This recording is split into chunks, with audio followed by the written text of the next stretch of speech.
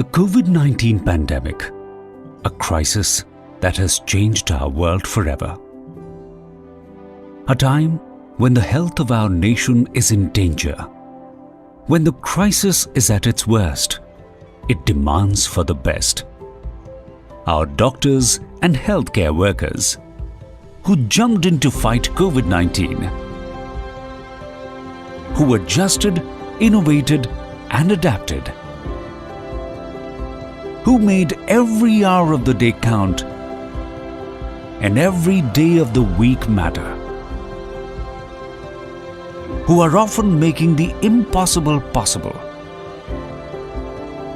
who put their own safety at the last, who couldn't meet with their loved ones, who are doing what needs to be done, who are saving lives every day. We are coming out of this pandemic stronger because of our doctors. May the heroes stay safe and keep serving humanity.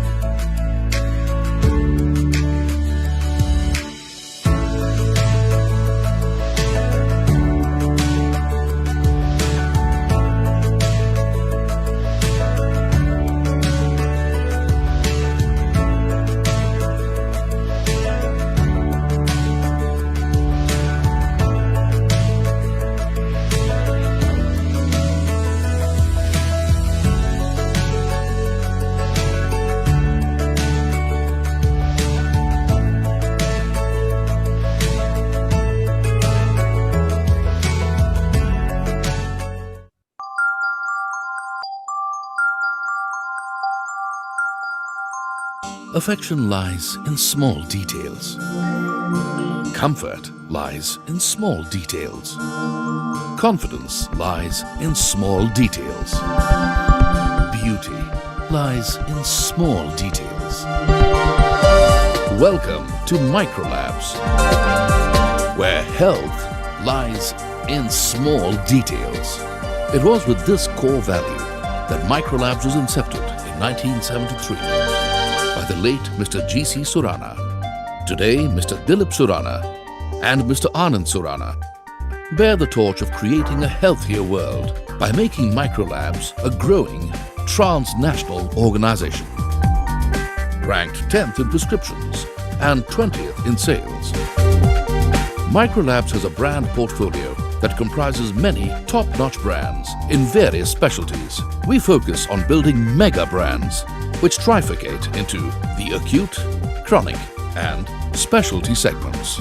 Our numerous products range from oral solids, oral liquids and topicals to injectables in specialties like cardiology, diabetology, CNS and many more. The Indian market is a key operating area, reaching out to a large customer base of 200,000 from super specialty to family physicians. Our reach spans from metros to towns, living up to the core value of providing good quality medicines at affordable prices. We believe that an eye for small details paves the way for better quality work. We value every vial, every medicine that leaves this organization. As a result, our quality control measures have received several accolades. Attention to detail is the soul of our R&D. Our dedicated R&D centers have 1 API and 3 formulation centers. The research team consists of more than 200 scientists, pharmacists, analysts, chemists, and microbiologists. Microlabs has bagged prestigious regulatory approvals from the USA, Australia, New Zealand, Canada, South Africa, the UK, Colombia, Indonesia, and WHO. Ample testimony to our world-class quality. Understanding and managing people lies in small details. The Micro Leadership Academy is one such place where internal talent is identified and groomed to lead the company to exemplary success. It is this attention to details that has led to many achievements. Mr. Dilip Surana, CMD of Microlabs Limited, received the Dynamic Entrepreneur of the Year in 2010. Microlabs Limited won the Company of the Year. And amidst our proud achievers is Dolo, an award-winning brand highly prescribed for fever management. Even as we take great pride in our achievements, we take pause to also give back, making significant contributions towards the betterment of society.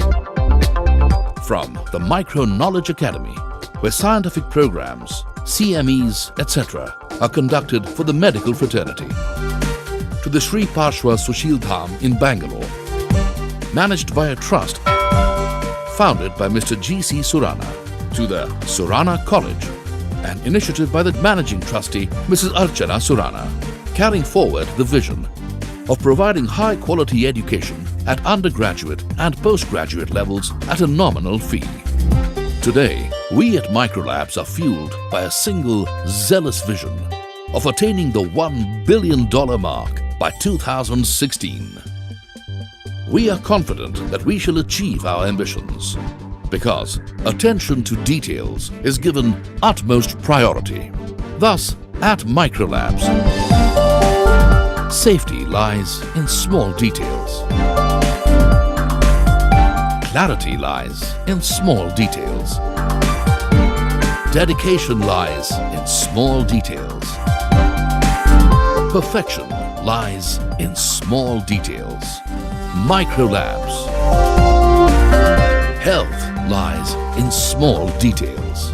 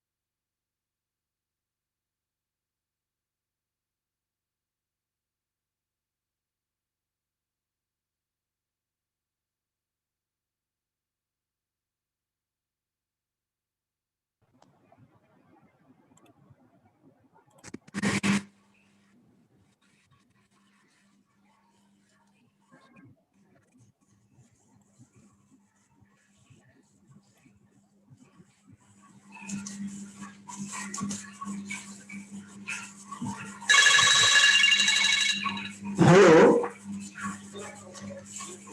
नमस्कार sir ज्ञानी sir नमस्कार नमस्कार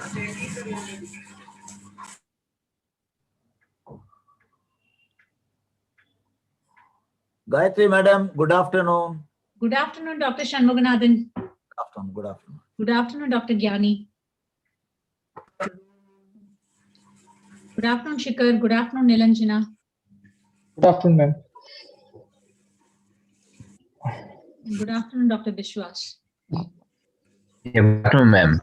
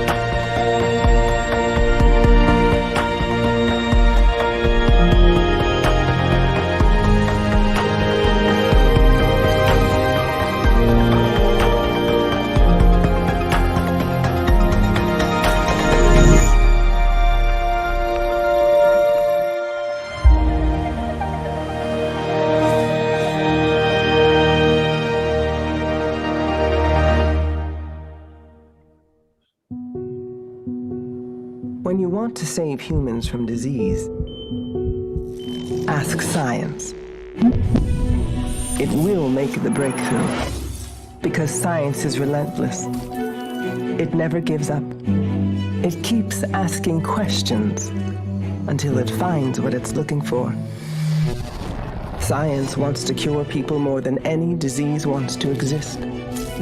Just ask the ones it's already beaten. But science is humble. It never rests, because it has to reinvent itself every day, prove itself again and again. Until science makes the breakthrough, it isn't done. We believe science can cure every human disease, and we're going all in.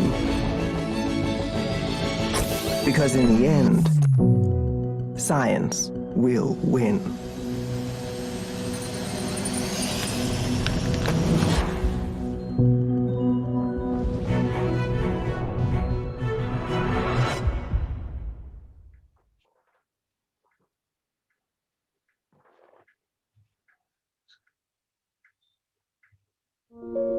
Failure is overcome by those who refuse to be defeated by failure.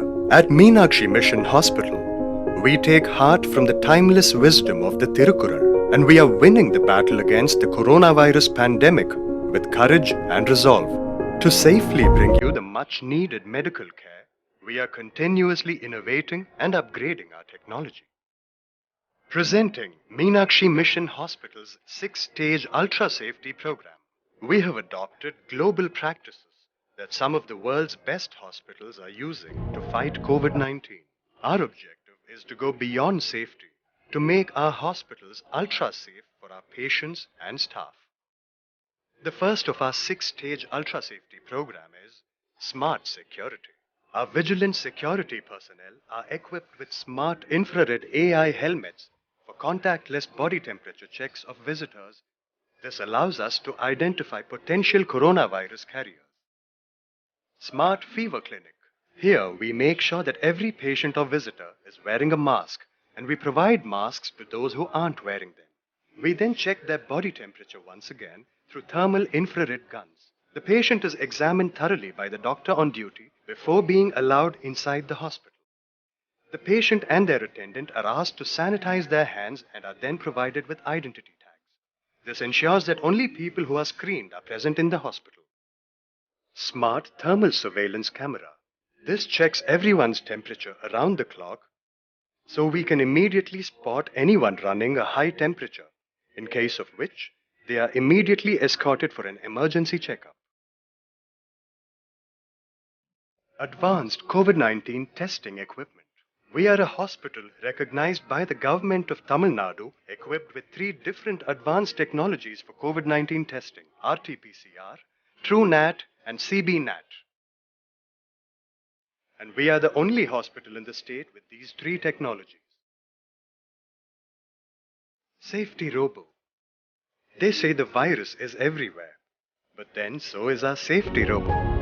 It is on the move 24/7, spraying disinfectant and sterilizing every nook and corner of the hospital.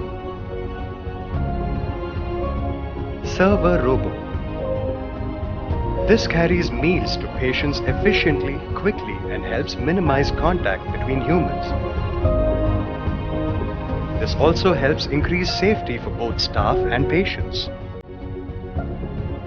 Besides these best practices and technologies from around the world, we also employ indigenous techniques and safety devices developed by our own experts. Bluetooth stethoscope, TABT, Tanjore Air Barrier Technique. We have our own solution for the country's persisting mask shortage problem. We are the only hospital in India with an in-house N95 mask manufacturing facility. We have put department-specific safety precautions and procedures into place for the protection of every single staff member of the hospital. For over 30 years, we have been bringing world-class medical care to every class of society. During these difficult times, we are continuing our efforts to be the first and the best in our campaign to keep everyone safe.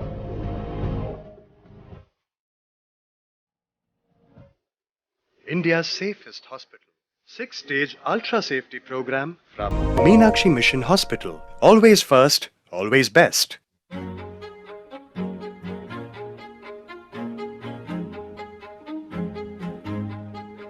Access to evidence-based clinical decision support improves healthcare outcomes. Studies show that it can change diagnostic and treatment decisions for nearly 1 in every 5 patients by answering clinicians' questions, 60% of which would otherwise go unanswered. And these answers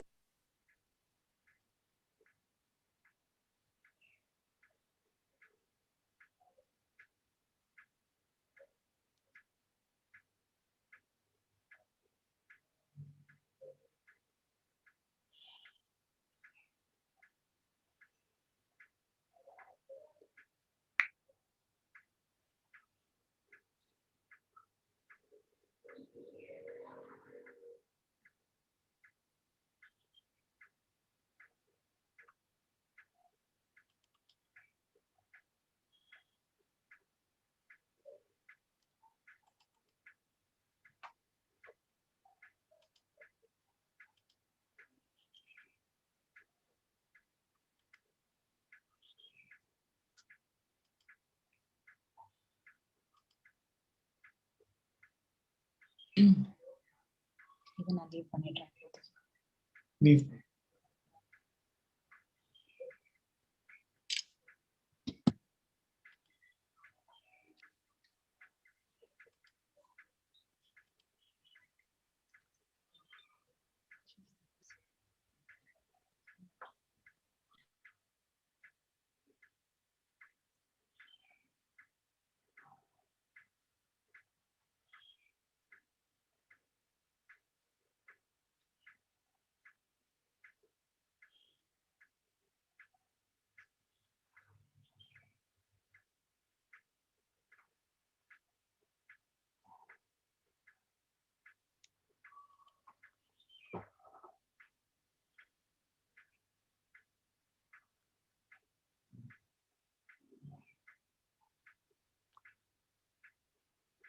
Satish Reddy, sir, good afternoon.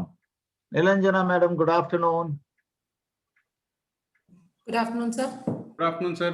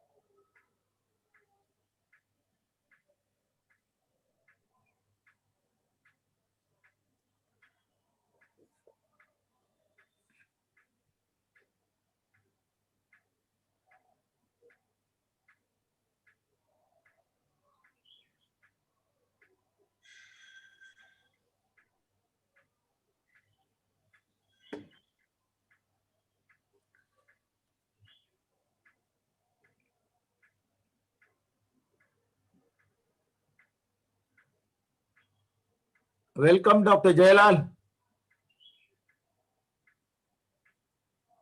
Oh, thank you. Thank you. Welcome, Good sir. afternoon. Good afternoon.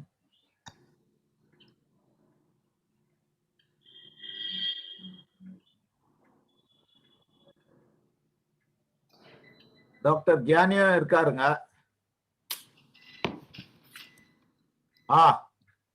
There's Dr. Gyani.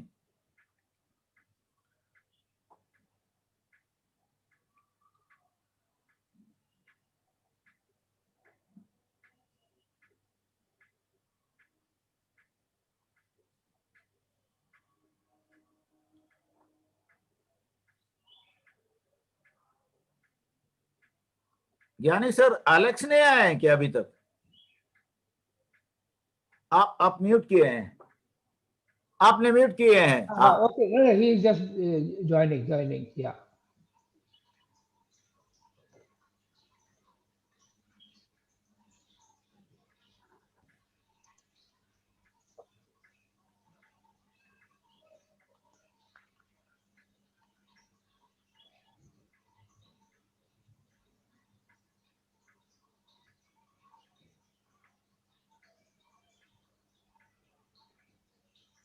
Good afternoon, Dr. Harish Pillai.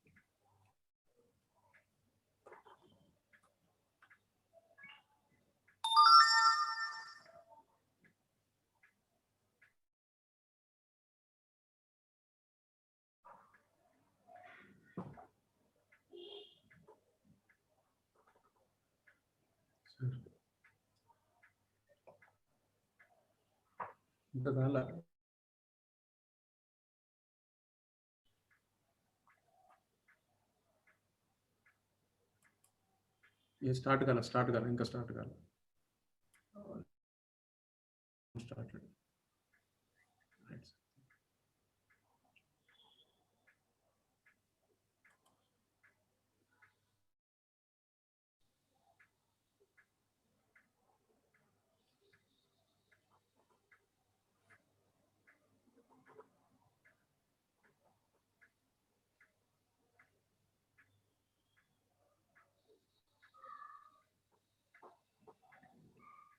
Please pin the banner.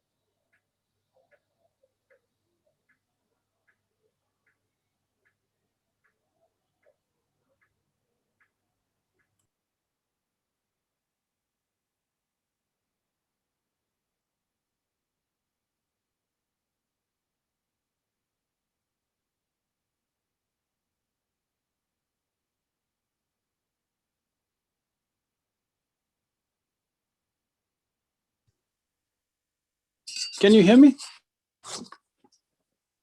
Yes, sir. Yeah, okay. There's some problem. Yeah. You're getting worried. No, something is wrong with my this thing. I hear all of you, but you couldn't hear me. Oh, okay. So Anthony sent another link. Okay. Oh. We can start now. I've already delayed here. Sorry. You are never late, you know. So we'll start. And, Shall we start? Gyani, sir? Yes, Dr. Gyani will yeah, I start. Okay. Am I audible? yes, loud and clear. Yeah, thank you. Yes. Thank you, Dr. Alex and Dr. Girdhar Gyani. Friends, ladies and gentlemen, greetings from the masters of ceremonies of this evening's sessions, Nilanjana and myself, Dr. Shanmuganandan, extending a warm welcome to one and all. Over to Nilanjana, please. Namaskar, ladies and gentlemen, a warm welcome to HPI Global Conclave 2021, Radical Remodeling of Healthcare, Synergizing Technology, Empathy and Wellness. To begin with today's session, we will begin with lamplighting, an inaugural session. I would like to call upon all the participants who have been key people, key role players of HPI. I would like to welcome Dr. Alexander Thomas, President HPI, Dr. Girdhar Gyani, Director General HPI, Dr. Prem Nair, past President HPI, Dr. Amandeep Kaur, President HPI North Zone, Dr. Anup Hajela, President HPI Madhya Pradesh, Dr. Palin K, President HPI Northeast, Dr. Satish Reddy, President HPI Telangana, Dr. Mayank Somani, President HPI Uttar Pradesh and Uttarakhand, Dr. Deepak Mitra, President HPI Odisha, Dr. Satyajit Singh, President HPI Bihar. We would begin with the lamplighting ceremony.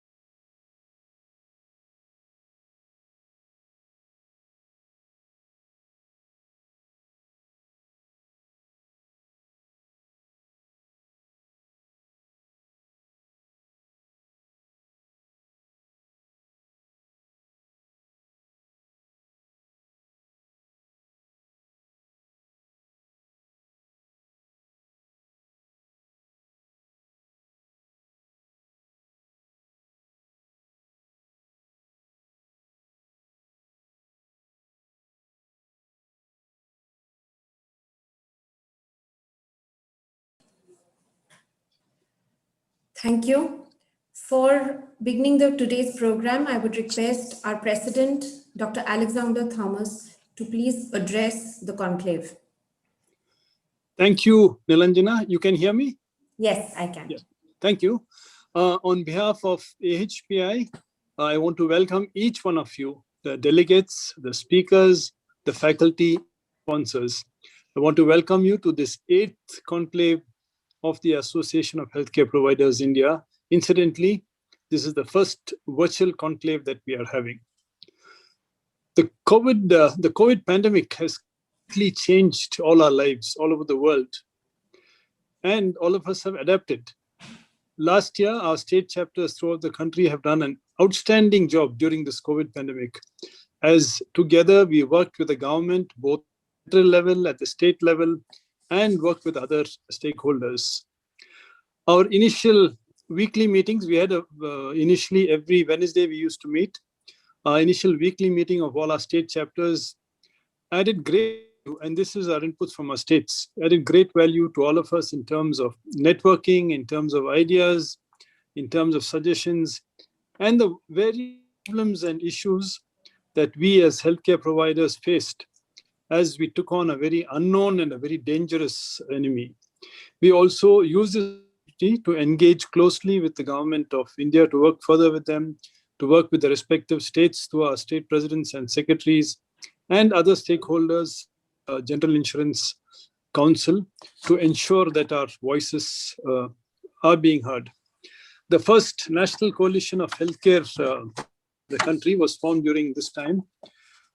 This included the IMA, led by IMA. We have Mr. Jailal, President, Dr. Jailal, President of IMA with us. He was a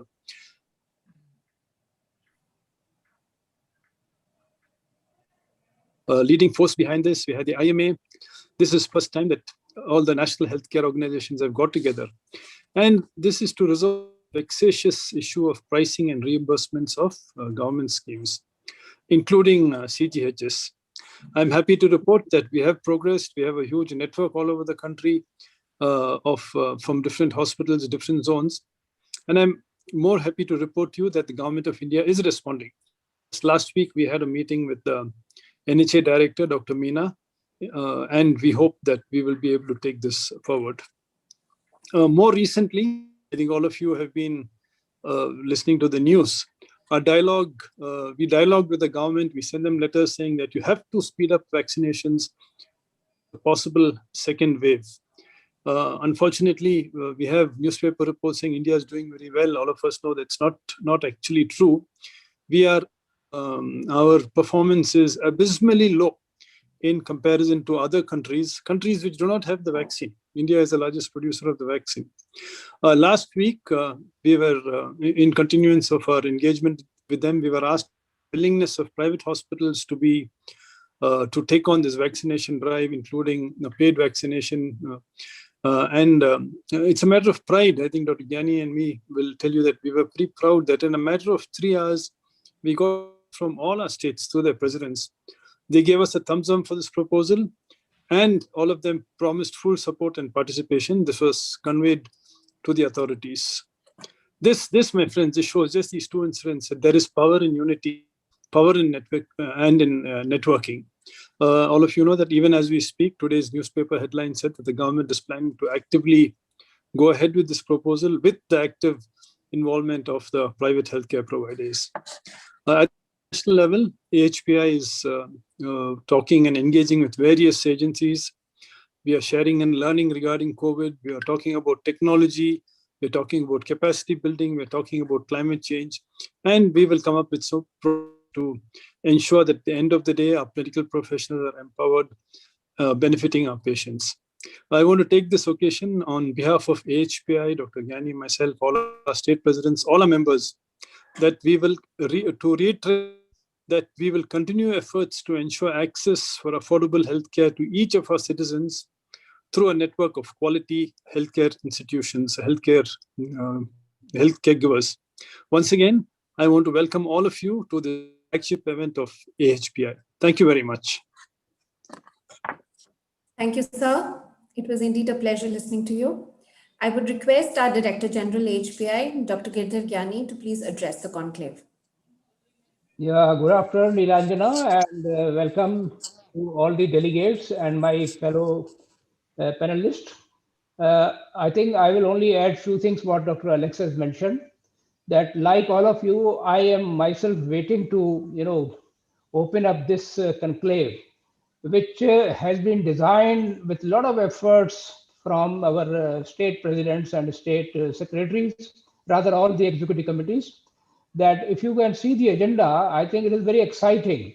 Our inaugural session is going to be chaired and addressed by a new president of the IMA. And in fact, I personally requested him to speak to us, tell us upon his own experience, how India has addressed the problem related to the pandemics. He will be doing that shortly. And then, of course, we have the message from Mr. Harish Sharma, who is the new CEO of the National Health Mission, and I think with whom we will be working to resolve our most of the problem related to CGHS and of course the Ayushman Bharat. Then of course we have very short session, how in pandemics, what is the role of NABH in pandemics, and that is where the CEO of the NABH along with our Maharashtra president and with the Dr. Pawan Kapoor will be addressing to the delegates. Then in the evening we have very exciting session, value-based care.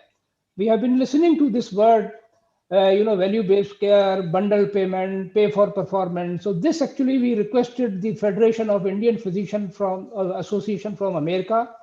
And I think they have brought 4 experts and they will be sharing their experience of USA and also relating to what India can do. So this will be the day 1. Day 2, we start with the technology, how the technology is going to improve the outcomes, where we have got 2 premier speakers, Dr. Devi Shetty, followed up by Dr. Sanjeev Singh, who will be talking about the evidence-based medical care. And in the evening, again, very, very exciting session on virtual hospitals. And I am very happy to say that this session is being organized by our fellow association, CAHO. So I think they have vast experience of holding CAHO Tech. So they will be bringing their experience and sharing with the delegates. And day 3, we are bringing Microsoft and the Microsoft experience on cloud computing, artificial intelligence, that will be shared with our experts, one from Alabama University and Dr. Shashi Katkuri. And in the evening, we will have a short session on capacity building, how actually HPI is going to start new chapter in the capacity building of the country. And last session, again, the last one has to be most exciting. And that is where we will have global leadership dialogue. And that is being organized through the GAPU. So, GAPU, of course, this will be chaired by Dr. Anupam Sibal. So I think all in all, I can say that delegates will get the, what I call sometimes, value for the money. Here I will say value for the time we are going to spend. So again, with that, I will hand over back to Nilanjana. Thank you very much. Thank you, sir. I am sure with your and Dr. Alex's leadership and with such eminent and learned speaker, we would make this conclave a big success. To go further, we start the session 1, and I would hand over to my co-MC, Dr. Shamunananda VC, and from there we start session 1. Thank you, Nilanjana. We move on to session 1, learnings from pandemics. This session is being chaired by Professor Dr. J.A. Jailal and Dr. Mahesh Sinha. 2 sentences about each one of them. Dr. J.A. Jailal is the National President of the Indian Medical Association. He is also the IMA UNESCO Bioethics Chair and Professor of Surgery at the Tirunelveli Government Medical College. Dr. Mahesh Sinha is the President of the AHPI Chhattisgarh chapter and also the IMA State President of Chhattisgarh. Before I hand over to the chairpersons, it is my request to the chairpersons to kindly ensure that the panelists conclude the session within the stipulated time so that we can move on to the next session on time. And if there are any questions, it is requested that the participants could simultaneously post it on till the completion of the presentation in order to save time. Over to the chairpersons, Dr. J.A. Jailal and Dr. Mahesh Sinha. Thank you, Dr. Shanmukha. And good afternoon, Dr. Jailal. Please begin the session.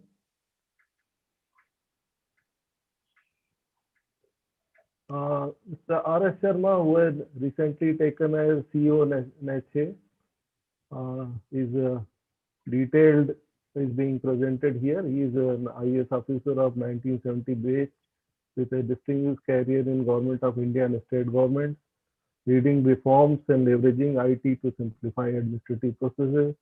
In the process, he has contributed to the shaping India's policies in information and communication technologies.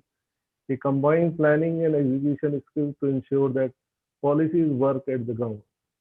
Has been involved in policy related to financing of big infrastructure projects in railways, ports, airports, and highways. Sharma is currently serving as the CEO of the NHA for managing the Ayushman Bharat Pradhan Mantri Jan Arogya Yojana and the National Digital Health Mission also. He serves as the chairperson of the Empowered Group on Vaccine Administration for COVID-19.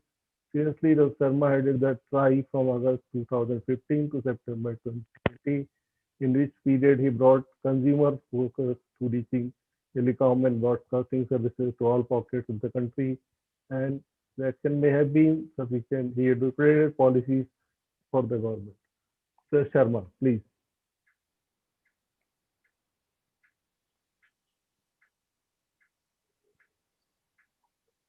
Positive.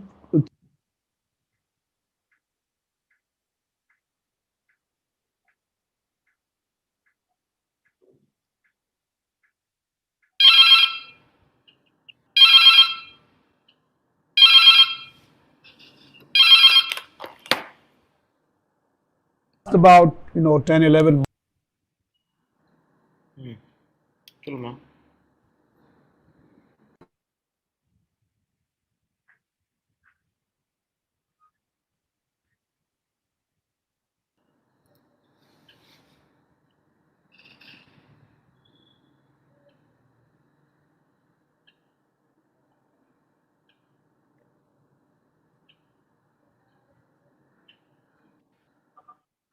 Yeah, please.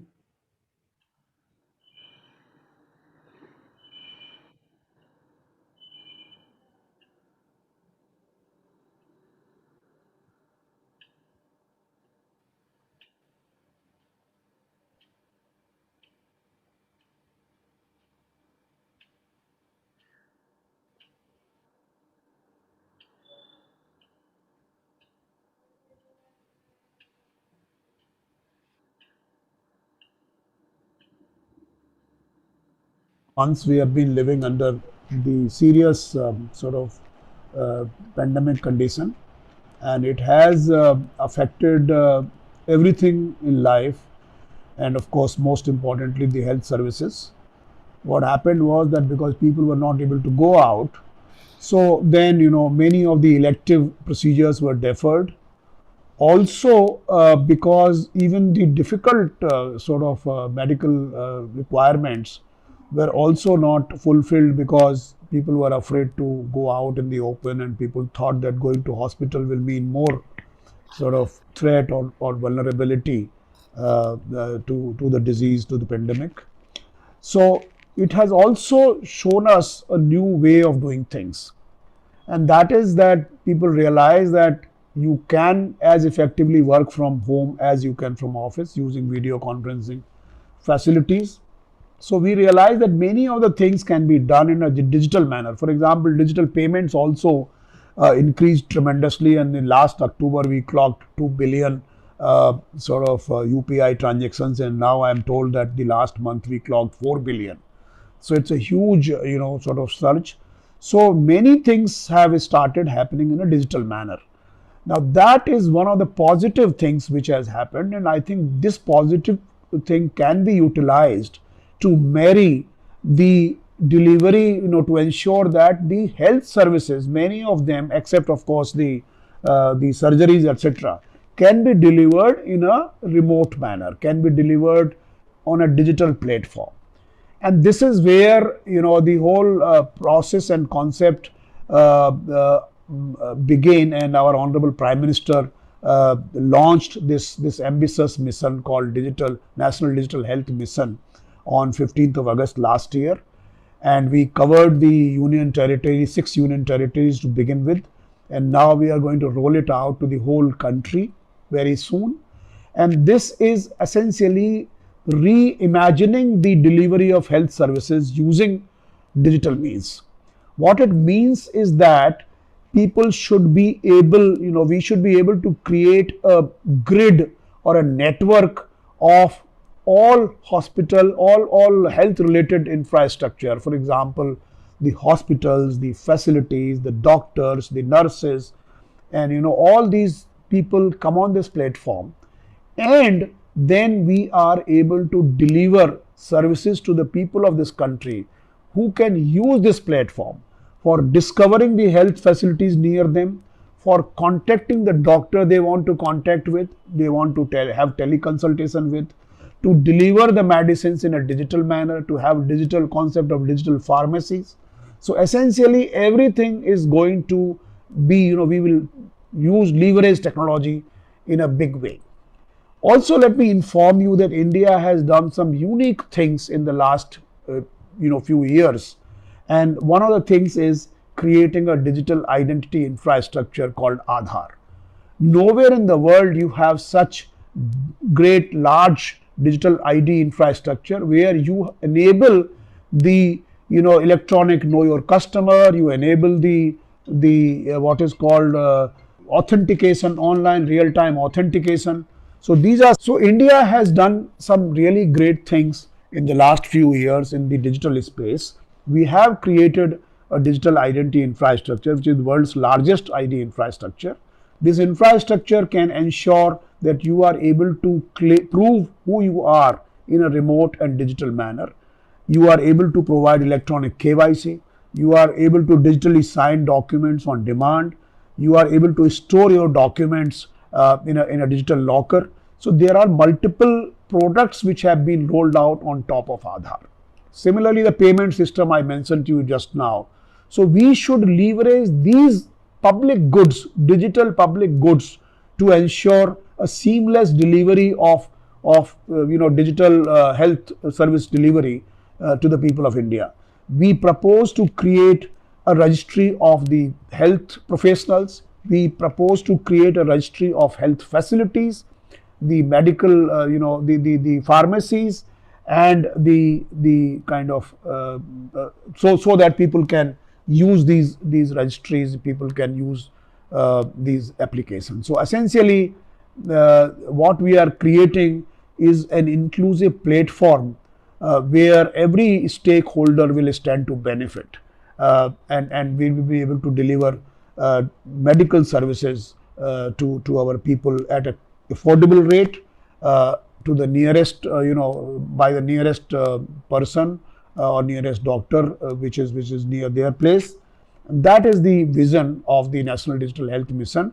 Similarly, we have the Prime Minister's Jan Arogya Yojana, PMJY, Ayushman Bharat, which essentially ensures that the out-of-pocket expenditure for people who belong to the marginalized and poor category, that is reduced, and that is, they are not asked to spend money, and on all the inpatient care is provided and funded by the government. So that is another very important scheme, and our estimates are that as many as 10 crore families, which is 54 crore people of our country, will be benefited by Ayushman Bharat. This is also a scheme which has started about little more than 2 years back, and that scheme will also benefit the entire kind of country, and ensure that people are provided health cover, people are able to be provided the wellness centers, and we are creating a huge infrastructure also, and very, very efficient way of paperless way of some kind of settling the claims of the medical bills, either through the insurance route or through the assurance route by the state governments. So I think that both these projects, both these programs of National Digital Health Mission and also the PMJY should be able to cater to the larger goals of delivering healthcare at affordable prices, and even at free by to the eligible categories in a big manner, and we will be able to see a healthy India and a happy India. Thank you very much.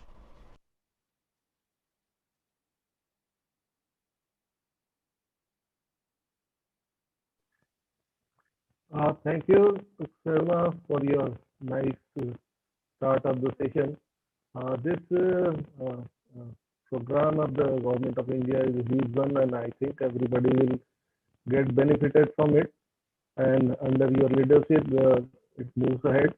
I would like to say two things.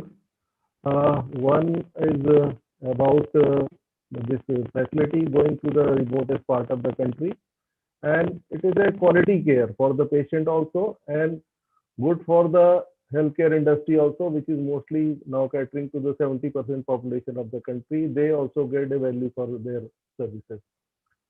Second point is which is a growing thing is the safety of the healthcare people in the hospital. So I think this authorities also look into how the hospital can be made a safer place, so the people are working environment and people are not attacked. And I think national authorities also will take care of it. Thank you.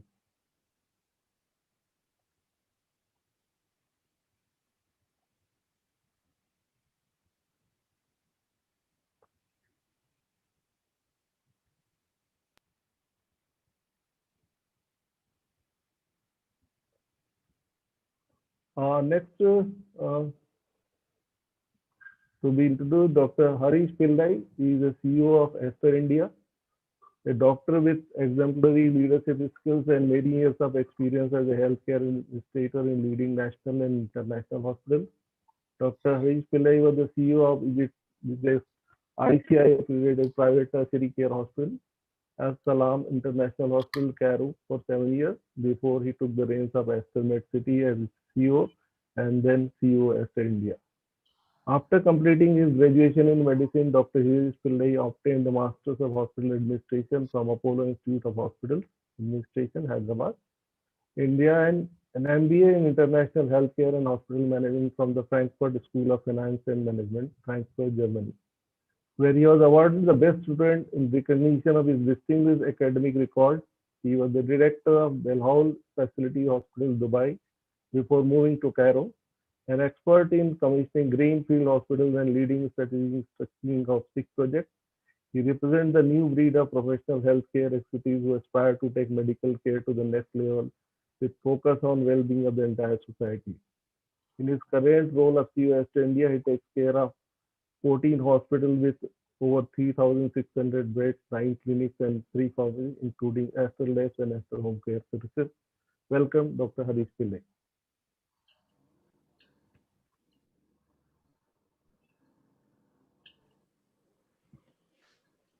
Thank you, Doctor. If I can just have my presentation on a full screen mode. Thank you. So I'm basically going to take off from what Mr. Sharma just spoke about and what President AHPI, Dr. Alexander, and Director General, Dr. Gyani, has presented. There has been some remarkable learnings, and there's always a silver lining in the midst of any crisis. So I'm going to talk about sustainable healthcare models. Next one. So my basic structure of my presentation is on a brief overview of healthcare from the traditional triad model, what we speak about, and then we'll go directly into the key learnings from the pandemic. Next one, please. Yeah, next one. So wherever, in whichever part of the world we are, we usually talk about the 3 A's: access to healthcare, affordability. Mr. Sharma clearly articulated the government's priority on providing affordable healthcare, and of course, the last but not the least, assurance, a basic level of quality for healthcare. And this the three A's always focus on the consumer, basically. Whether it's a citizen of our country or citizen of the world, that's where the 3 A's converge to. Next one. So first we will touch in terms of access. So just to give a brief overview of the capacity in our country. So we are talking about in terms of, where primary care, secondary care, and tertiary care, in terms of what the structure of capacity is, that predominantly in primary care, it's mostly in the government sector, public sector, and secondary care and tertiary care, there's also presence from the private sector. And this is all, the number of beds are in millions. One of the reasons, if you look at why private sector is not present in the primary care is, I hope somebody from the IRDA is present listening to what I'm saying, that there is a requirement to relook at regulations that currently, as per the IRDA norms, it's mostly for inpatient care where reimbursement is received by private players.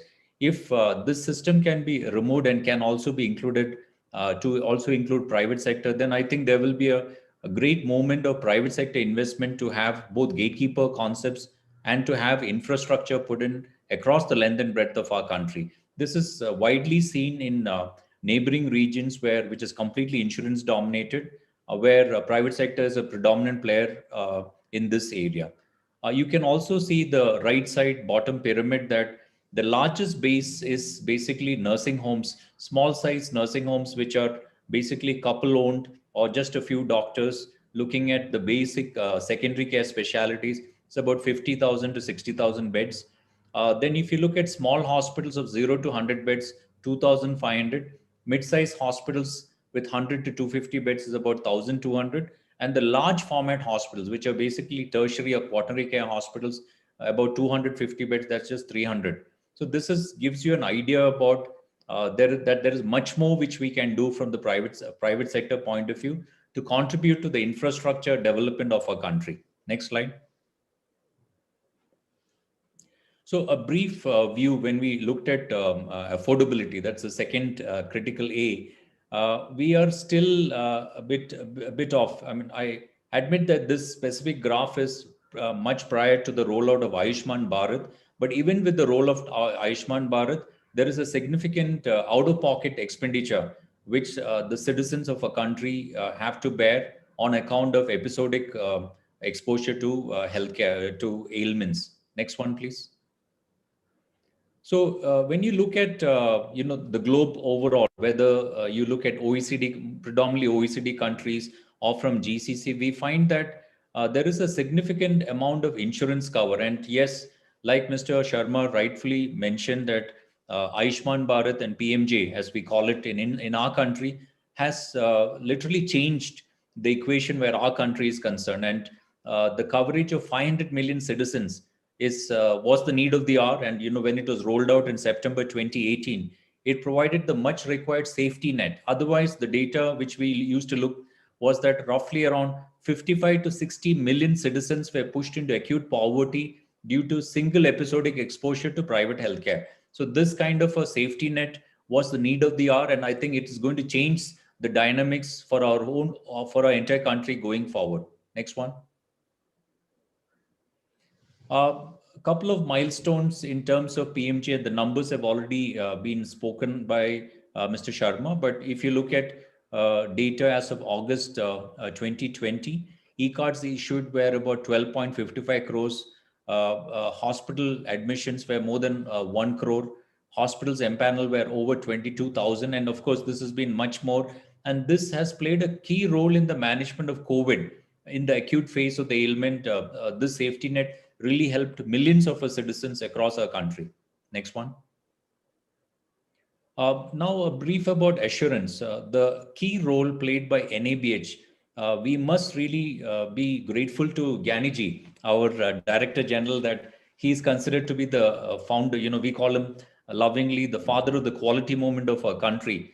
And NABH at different levels has created a minimum assured level of care. So you have that entry level standard, plus you have the omnibus comprehensive standard possible. In the management of COVID, what we realized is the acute need for having clinical pathways. If you look at the chapter in NABH for access and continuity of care, access, assessment, and continuity of care, there's a clear guideline which is talked about right from the time when the patient accesses your hospital, either from an ambulatory care point of view or in an emergency setup. What are the steps a hospital needs to do to ensure the right level of care is provided to the patient? So NABH accredited hospitals in our country has played a key role, a pivotal role in the successful management during the most difficult times, specifically in Q1 and Q2 last fiscal. Of course, right now we have protocols put in place for vaccination now. As you know that from Monday, 1st of March, we're going into the second phase of vaccination when we are looking at citizens above the age of 60 or above 45 years with certain comorbidities. There are some clear criteria which has already been laid out. And thankfully, the first phase when we focused on healthcare workers and frontline workers has given us the necessary know-how and ability to successfully, I'm quite sure and very confident that the phase 2 will be quite successful, which will also include active role of the private sector. And Dr. Alexander has already alluded to that. Next one. So now going straight into the key lessons from the pandemic. Next one, please. So what I'm going to touch briefly about is these important pivots. One is the critical aspect of hospital design and infrastructure, the role of HR, finance and cost, embrace of technology, which, when we talked about the National Digital Health Mission, it's also one facet of that. And of course, collaboration with the regulatory authorities, whether it's you're in a district, state or the central government. And of course, the key aspect of Atmanirbhar Bharat, that's also we are going to talk about it. Next one, please. So when we look at hospital design and infrastructure, the pandemic has taught us that those hospitals which are well designed as per the principles of NABH, you have clear zones earmarked for management of ambulatory care and inpatient care. Within inpatient care, the zoning of patients in acute care, non-acute care, the provision for negative pressure rooms, for example, the design of your HVAC systems, specifically air conditioning. These are all very, very important principles which were earlier not thought about. Right now, because of pandemic, we are also focusing on social distancing, the availability of hand sanitizers, and also the important aspect of not to have COVID clusters within a healthcare setup. And one key lesson from the pandemic, which healthcare architects and designers would really incorporate, is that these basic principles of design and infrastructure are very important to accelerate healing and also to prevent clusters within a hospital setup. So this is an important and essential learning going forward. And also cost-effective design, where the design of a healthcare facility can also promote healing. This is the new philosophy in hospital design called therapeutic design. So these are some of the key lessons which we have picked up due to the pandemic. Next one. The second aspect is clearly on human resources. Obviously, we are facing a tremendous challenge of a demand supply gap. There is a significant attrition of healthcare workers from our country to other countries because they are also in desperate need of healthcare resources. But a couple of points which has happened thanks to the intervention of the government of India is basically the Reformation of the Medical Council of India, which got converted to the NMC, the National Medical Commission, which has got now a broad strategic outlay in terms of increasing the supply chain. And there is a clear roadmap that within this decade, by 2030, we will double the number of postgraduates and graduate doctors. The Nursing Council has similarly worked upon of enhancing the skill mix of the nurses by increasing provision for nurse practitioners, specialty nurses. I think that's also something in the right direction. The Skill Council, the Healthcare Skill Council of India, is also playing a key role for skilling of India, where repetitive tasks, which can easily be handed over to someone who's certified and skilled, and we can create a large army of healthcare workers, which will help us in the future. If there is a future outbreak in terms of an endemic or a pandemic, it'll really help us quite a bit.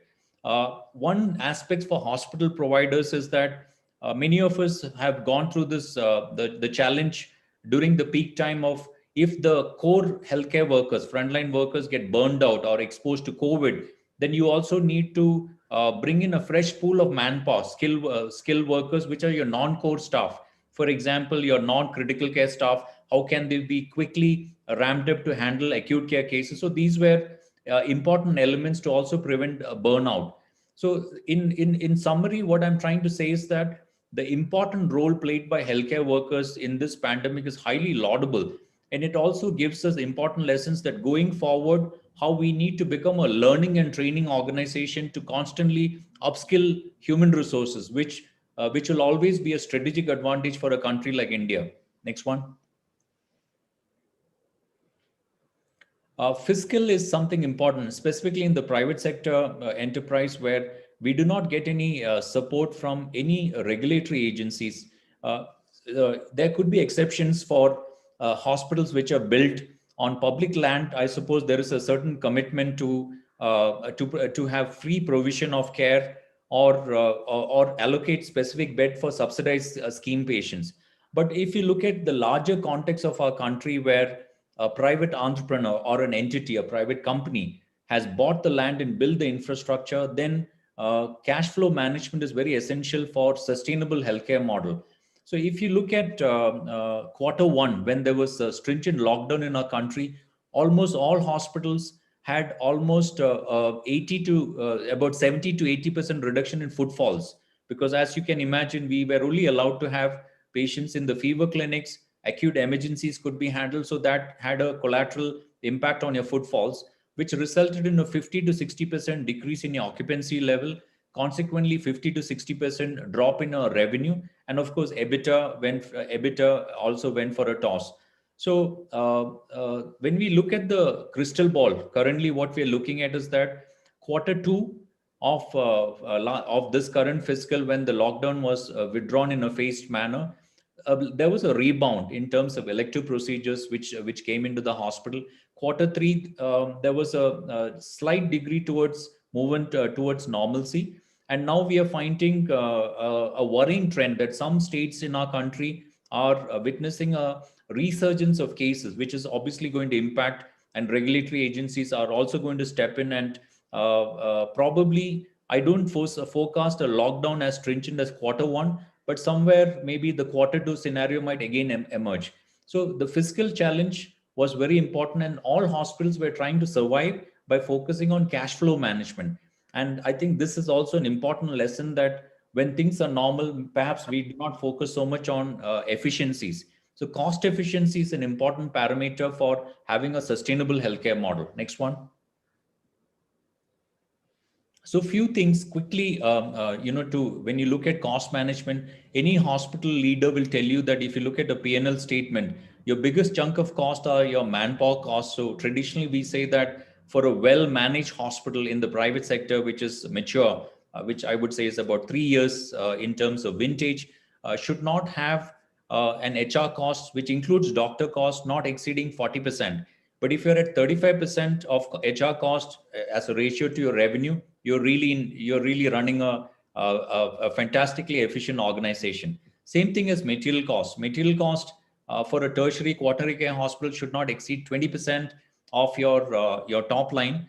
But of course, COVID, because of COVID-related PPEs, has really pushed the delta compared to the pre-COVID fiscal of material cost by at least 4 to 5%. And this is something which hospitals are now trying to figure out, that how do you really bring down these kind of cost factors and to become much more efficient. The other aspect is overhead costs, whether it's your utility costs. So there are many hospitals which are looking at alternative energy supplies, whether it's solar, wind power, to reduce your electricity costs. People are pleading with the respective state governments to have some sort of concession for healthcare facilities. So these are all elements which are very important. Your annual maintenance costs. Many manufacturers across the spectrum have actually come forward to help providers to have a deferred payment on utility on their maintenance cost and other aspects. Next one. One key aspect in terms of learnings from the pandemic is that we all need to embrace technology in a very big way. During the first quarter lockdown, many patients, specifically of chronic diseases, could not have access to their treating doctors. That's when the boom of telemedicine took place. We're very grateful to the government of India and the regulatory authorities to bring down clear guidelines on how telemedicine can be practiced in our country. So there's a big boon for telehealth overall for our country, and there is no stopping that. And I think it's going to really be strengthened in a very big way. Early warning systems are very important in order to prepare ourselves for the next pandemic, which is also inevitable. We don't know when, but it will happen.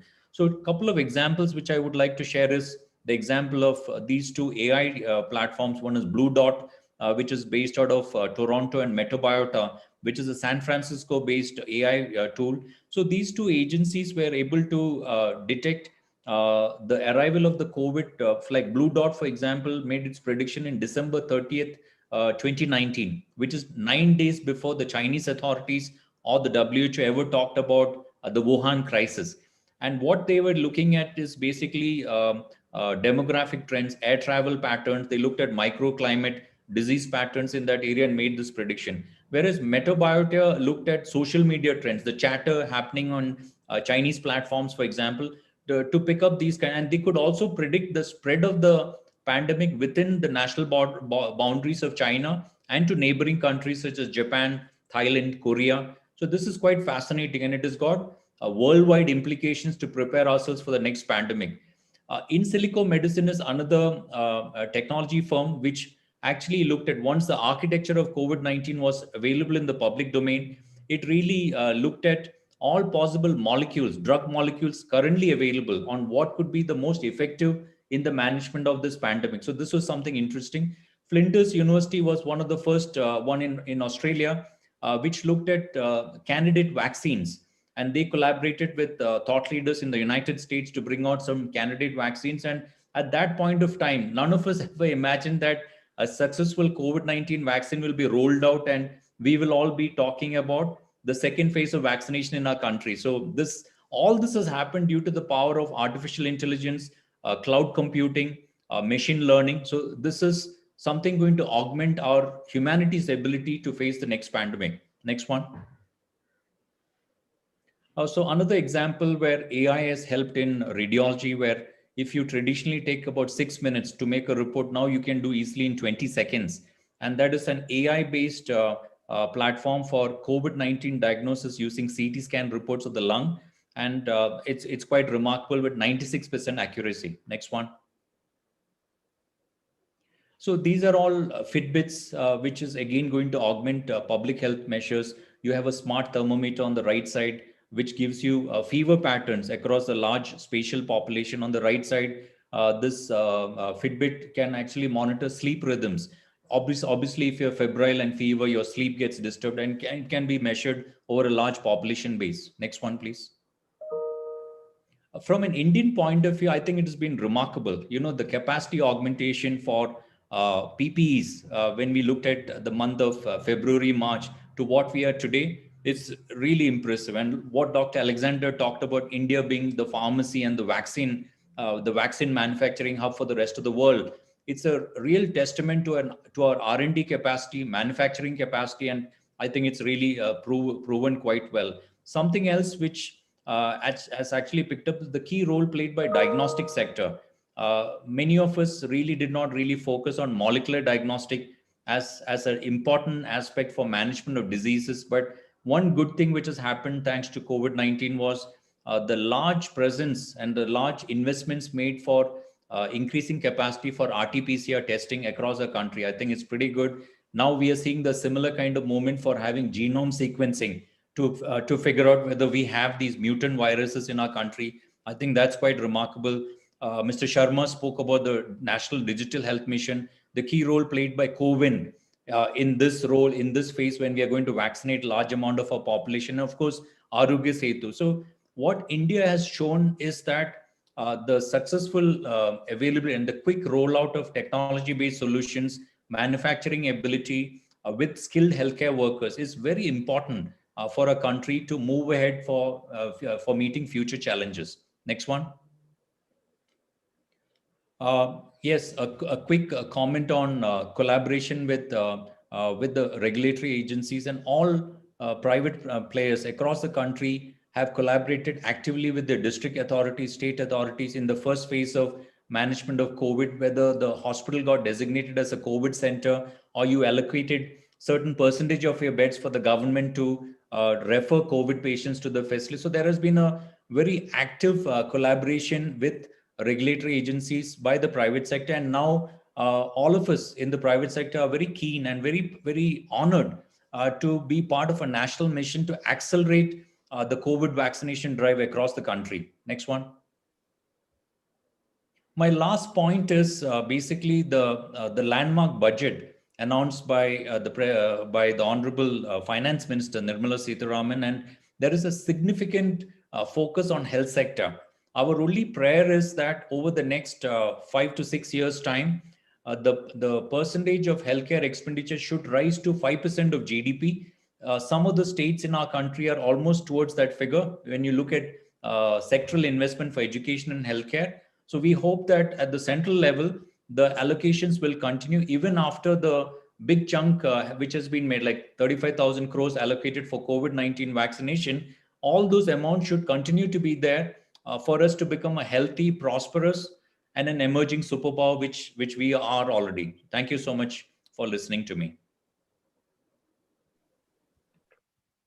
Thank you, Dr. Pillai, for your nice talk. We move on to the next speaker.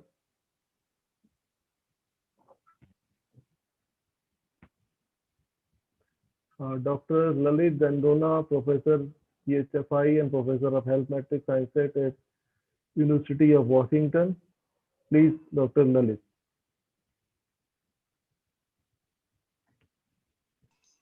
Thank you, Dr. Sinha. I'm going to share my slides.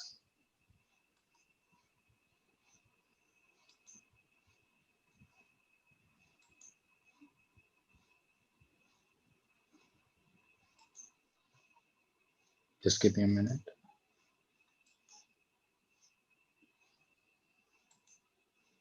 Okay.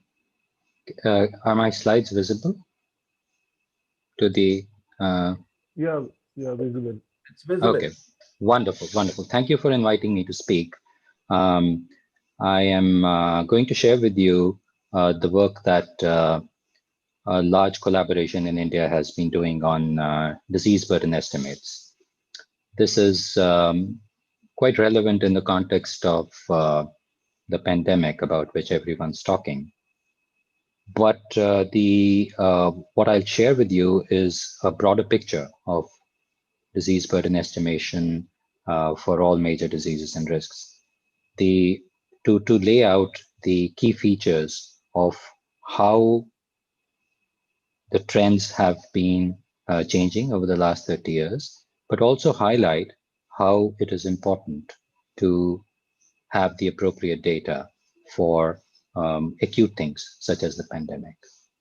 So in this context, I will, everyone knows about this, that India is very diverse, and we cannot talk about disease burden from a certain disease or a risk factor for the entire country. We do that with the absence of proper estimates, but given the huge differences in income and cultural and ethnic diversity, it is not surprising that the health status and therefore the distribution of diseases and risks would be different. This point is broadly known to us, but it's often lost because we are living in the midst of it, and so we don't often remember that. The estimation of diseases across the various parts of the country, particularly each state of India, until about 5 years ago, when this effort started, we did a fairly extensive search of what was available. And for the most part, disease estimates and mortality estimates for child diseases were available, but nothing systematic for all the major diseases and risks. Clearly, needless to say, those in the health care, health planning, and in health academia know that unless you have a good sense of that, planning for health services or health promotion and health prevention in the long run is a guesswork. So with the blessings of the Ministry of Health, we started a fairly big initiative called the India State Level Disease Burden Initiative, which is a collaboration of over 100 organizations across India and some global organizations. We have over 300 collaborators. And the idea was to use all available data from all available sources. This is fairly extensive. All available data from all available sources over the last 30 years as part of the Global Burden of Disease study. Now, why did we choose that? Because this is, as far as is known, is the most widely used method of estimating diseases, and it's been refined over 25 years. And the advantage of this is that it estimates all diseases and risks within a single framework, thereby avoiding the biases that might be associated with estimating individual diseases. Because when you do that, you're often end up overestimating that particular disease or risk. The other major objective of this effort was not only to produce estimates to inform policy, but also to help strengthen the data systems by identifying the data gaps. This is more like zooming out and seeing what the lay of the land is in terms of data and how that could be enhanced over the long run, which would address things such as the pandemic that everyone's talking about now. Everyone knows about the deficiencies in data and the reporting, and those are episodic things that happen because of a system which does not have, is not fully tuned to gathering good surveillance and other health data. So this is the, I know this is not a technical talk, and therefore I will not spend too much time on this, but just a brief on the methods of the global burden of disease study. We estimate mortality, causes of death, morbidity due to each disease with all available information, data, and then risk factors contributing to each disease. It's, as you can imagine, very, very extensive exercise. And the summary outputs are highlighted in the center of the slide. Deaths and DALYs, which many of you may be familiar with, is a composite metric of premature mortality and morbidity, which allows comparison of the contribution of diseases which have variable premature mortality and morbidity contributions. So everything is put in the same framework for direct comparison. The whole range of data sources, which is highlighted here, I will not spend too much time on this, but just to say that this is not just one study or another or one type of data or the other, starting from the census to the sample registration system, all sorts of death, causes of death data, population level studies, health system data, and many other. Coming to the findings, one of the most remarkable findings that really caught the attention of policymakers across India, and this happened about 3 years ago when we produced, when we reported the first findings from this study. The map on the left, on your left, you see is mostly red, which means that there was a dominance of communicable diseases to the total disease burden measured as DALYs, except for Kerala. That was in 1990, 30 years ago. But by 2016, already every state of the country had a higher proportion of disease burden from non-communicable diseases and injuries versus communicable infections. Actually, this was not known to most academics or policymakers. It was still thought that the less developed states in the north would still have communicable disease burden, and therefore the continuing predominant focus on that. So this really shook things up, and we, as I will show you a bit later, these findings were taken up by policymakers quite seriously, and there has been some uptake of this. In terms of the contribution of diseases within, of course, we need to know that in order to plan health services and health promotion and health prevention. I know this group is health services, healthcare, but as all of us know, any society cannot have good health unless there's the right balance between healthcare services and health promotion and prevention. The individual groups of diseases are shown here. We don't have time to discuss this, but what I will show you in the next slide is to highlight how the changes have been happening more disaggregated rather than just saying that NCDs and the injuries are becoming more dominant. Look at the left, 1990 reds. Reds are the infectious conditions, communicable predominantly, the leading causes on the top 10. But as you can see on the right, they haven't vanished, but the leading NCDs, ischemic heart disease, COPD, diarrheal diseases, lower respiratory infection, stroke, diabetes, The NCDs have come in, but some of the major communicable diseases have stayed on the top. And this will come up more clearly when we analyze data for each state. And I'm not going to show all that detail for this meeting, but the point is that we have a continuing burden of the infectious conditions still, while the NCDs and injuries are increasing, road injuries and suicide being the top two injuries. Taking an example of the distribution in each state of India, these are the leading two NCDs, ischemic heart disease and COPD. This is in 2019. You can see that the IHD is more prevalent, tally rate, as is not surprising, in the southern, more developed states, northern Punjab and Gujarat. It has to do with various factors, which we don't have time for, but generally this is associated with more developed settings. So this is not surprising. But what is interesting is that the second leading NCD in India, COPD, in fact, already is more dominant in the northern, less developed states, as you can see, Rajasthan, UP, and so on. So it's not that NCDs are a thing of only the more developed states, and they are already there, and some of them more so in the less developed states than the others. Also interesting to note, and this is important for healthcare provision, the bigger planning and the long-term planning of healthcare provision, that the rate of increase, the relative rate of increase of the disease burden due to ischemic heart disease and diabetes, two of the leading NCDs, is in fact, if you see the map on the right, that's diabetes, and the graph on the left is IHD. The highest rate of increase relatively is in some of the less developed states. So that since there is more room to play there, it's already the risk factors are increasing, and therefore that burden is increasing. So the train has started moving in that direction already. It's not that it's something that's going to happen in the future. So healthcare planning will have to take that into account, and it already is.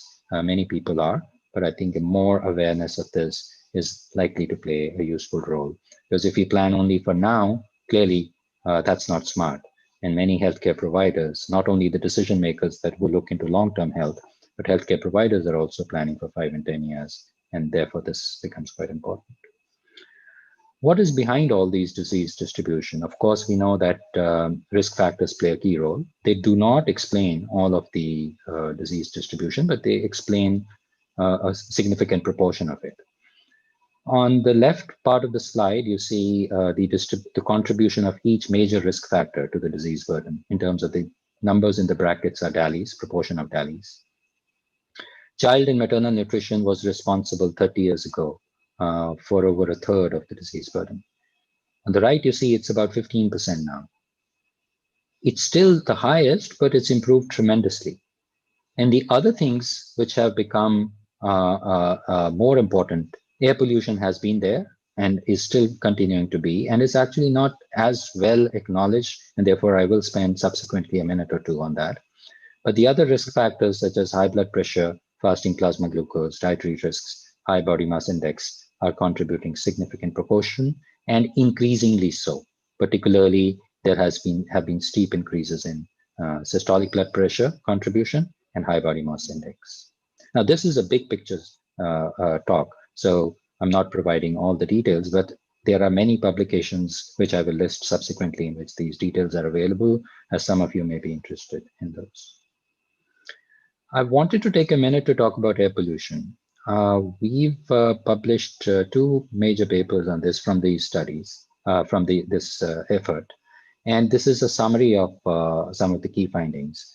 On the left, you see the distribution of PM 2.5, which many of you are familiar with, is the key contributor to disease burden in ill health, not the only, but the key contributor. And it is the India level, the PM 2.5 is close to 100, 90 to 100.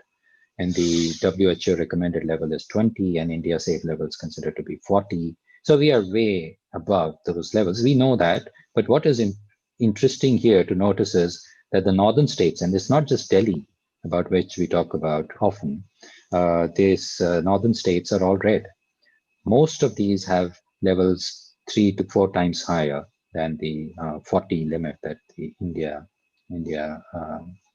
safe level is, the recommended level is. So there's lots of work to be done there. And household pollution, which is the other major contributor to air pollution, decreasing, but still quite significant. As you can see, more than half of the households still use solid fuels. Now that is major, and a relatively higher proportion in the, not surprisingly, in the less developed northern states. So consequent to all of this, in 2019, we estimated that almost 18% of the total deaths in India, and that's quite remarkable, could be attributed to air pollution. Now people say, well, this is true. Is it really true? But this is what the data are. And it means, I mean, those of you who are into the scientific calculations, what this means is that if there were no air pollution, 18% of the deaths could be avoided. So that's how it's computed. And we also computed, and this also received a fair bit of policy attention, that the premature mortality and disease burden due to air pollution is responsible for about 1.4% of India's GDP loss. So big adverse consequence of air pollution, which needs to be addressed, not only by the health sector, but many other. And that brings us to other risk factors which are playing a major role in the changing trend of disease burden. As you can see, the two highest bars here, this is the percent change over 30 years from 1990 to 2019. The highest changes increases are in the high body mass index and fasting plasma glucose.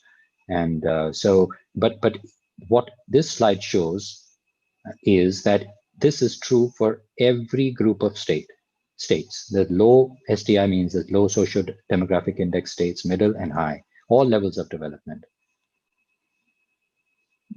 I wanted to take a minute also to talk about suicide. This is, it turns out that it is India, with 18% of the population, has 37% of the global female suicides. Now, of course, this is linked to some degree with mental health, but it's not only mental health. There are many other contributors to suicide. But this has not received as much attention, but now is getting more so, with the findings getting more, attention, but also interest in trying to reduce this, excessive burden. It also turns out that this is the leading cause of death in females in the 15 to 39 year age group in India, and the second leading in the males.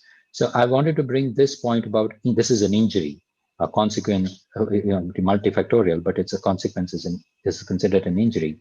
So injuries are not really thought about as much in India in terms of prevention, and it's important to keep that in mind when we are planning how to keep our population healthy, be it healthcare provision or prevention. Just wanted to take a minute to talk about the other part. I've talked a bit about, given you some examples of NCDs and injuries, but child mortality, on which we've been working for the last half a century or more. There have been improvements, but as you can see in this graph and the summary at the bottom, we have a 5 times higher under 5 mortality rate than Sri Lanka. There's no reason why that should be. And even within India, you see 5 times variation between the states, implying that it is possible to reduce this. So there's a lot of work to be done, even for child mortality and infectious conditions, more so in some of the states in the red. This is something that we published, which has been taken up by policymakers quite significantly. This was published last year. These 3 maps, 2 maps on the left show the changes over 17 years in the under 5 mortality rate at the district level and the pixel level. But let's talk about the district level. Lots of improvement. But if you see the map on the right, on your right, rightmost map, you see that many of those districts are red, meaning that they're unlikely to meet the 2030 SDG target of less than 25 under 5 deaths per 1,000 live births. So there's lots of work to be done, and this kind of a disaggregated analysis using all available data robust methods, scientifically sound methods, is very useful to pinpoint where the effort needed more, even within the poorer states. And this has been taken up by the Health Ministry and UNICEF and state governments to try to have more focused efforts to reduce this burden, ongoing burden. This is listed only for those who are interested in more details. There have been, all these papers are available. They are published in the Lancet journals. And a lot more is happening. But what I wanted to share with you was that this is not just an academic exercise. We started this work 5 years ago, and we are in fact expanding it further with the primary intent of informing decision-making and policy, and of which healthcare is part of it, but preventive and promotive as well, in the long run. And they say you have to plan for the next 10 years, we have to plan for the next 20 years, and that's the kind of evidence we are interested in providing. So the first set of findings, when they were reported 3 years ago, they were released by the Vice President and the Health Minister, and lots of media attention, because the idea was for these not to be just an academic exercise in the newspapers and even the international media, and the Washington Post and Scientific American. The idea was to bring robust science to disease burden estimation in India. Of course, lots is happening already, even without this. This was not the only thing, but this was perhaps the most comprehensive and continues to be a most systematic effort in estimating disease burden for all diseases and risks, not just one or the other. These findings were included as in the Economic Survey of India, and recognition of the highest policy attention. And we were asked to provide trends analyses for a committee, Economic Advisory Council to PM, special committee of the ESC, to set targets for each state. All this is being shared with you to show that this is the kind of planning we will need in the long run to be able to see how to keep our population healthy. So what are the major implications and future plans? This is my last slide. While we have done these analyses and many things have been reported, which have been taken up by policymakers, both at the center and state levels, there have been specific data gaps identified, attempts are being made to address those. And everyone knows there have been some challenges in estimating COVID cases and the deaths, including deaths as well. Of course, the reporting is there, but how complete or not it is, we don't have a very good handle because the surveillance systems are not that great. Data access is the other thing that has come out as an important point in this work. Many of us know that some of the government data are held tightly, and with the tangible outputs from such work and some others about the usefulness of such analysis using government data, more of that is becoming available.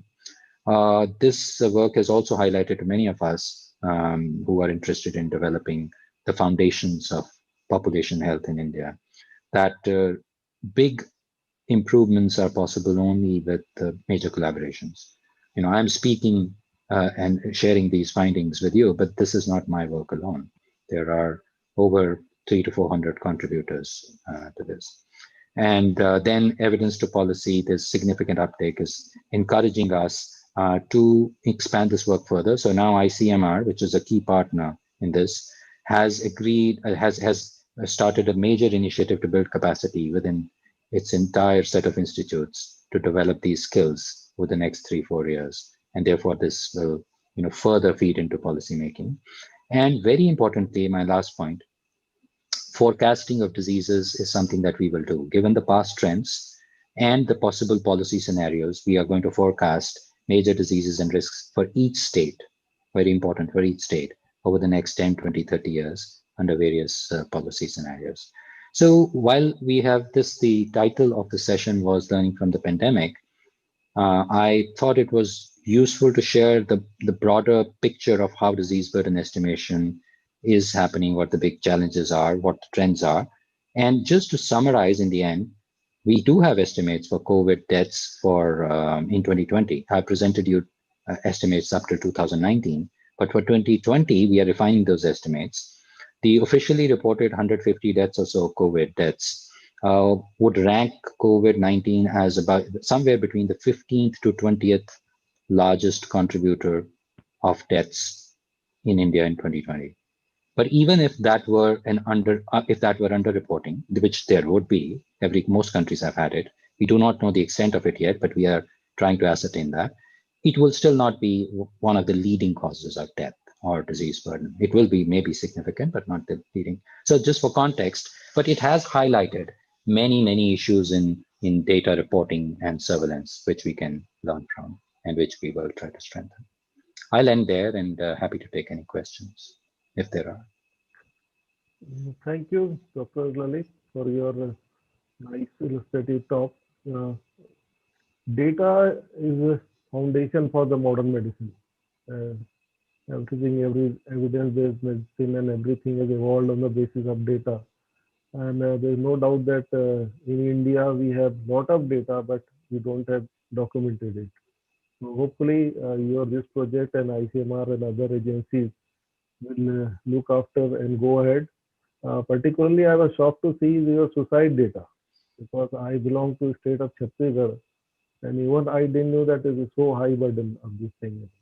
I'd like to tell the authorities also and to find out what is the reason.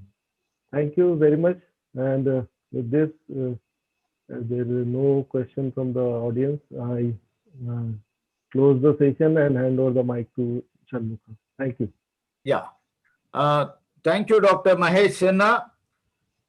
We move on to the next session. And for that, over to Nilanjana, please. Thank you, Dr. VC. So we start with the session 2, Role of NABH Accreditation in Effective Management of COVID-19. The chairperson for this session is Dr. Sujit Chatterjee. Dr. Chatterjee is the president of AHPI Maharashtra and Goa chapter. He is also the convener of AHPI COVID and Research Committee. Dr. Sujit is the CEO of Dr. L.H. Hirnandani Hospital since inception and has been a very key person in managing of COVID through AHPI. Over to Dr. Chatterjee. Thank you very much, Nilanjana. I'm indeed honored to be able to be chairing this session. And the session, as Nilanjana had mentioned, is the role of NABH accreditation in effective management of COVID-19. Today, my panelists are people who really need no introduction, but I will briefly mention that it is Air Marshal Dr. Pawan Kapoor, who's now the Vice Chancellor of the Lincoln American University at Guyana. And Dr. Kapoor has been one of the luminaries as far as the NABH is concerned, and I will bring that up a little later. My second panelist is Dr. Atul Mohan Kochar, who, of course, anybody in India would know as being the CEO of the NABH. And, I'm delighted to have both of you gentlemen on board. And let me start the session by a brief introduction. And that is NABH today in India is the organization which stands for standardization and quality, including safety in healthcare for patients. I do not think that there is any other such body which has been uniquely recognized by ISQA, which has done such tremendous work in a large country like ours with 1.3 billion people and been able to bring standardization in healthcare. Let me first take this across to Dr. Atul Kochar. Sir, COVID-19, as you know, has devastated the world, but India stood firm. So you are the CEO of NABH. What was the NABH's advisory role to the government of India? Thank you so much, sir, for this wonderful introduction to this fantastic topic and be so kind to NABH and you yourself are a doyen of healthcare industry, and you've been a partner in NABH's journey towards quality. I mean, representing a premier healthcare institution. So, when the madness broke out, actually, we realized that there's no right or wrong answer, actually. I think all of us were kept not napping, but unawares, because this was a new virus, there was no precedent, and there was no fixed protocol, so as to say, because there was a constant changing dynamism, actually. There was daily difference in what we had to behave, what we had to do.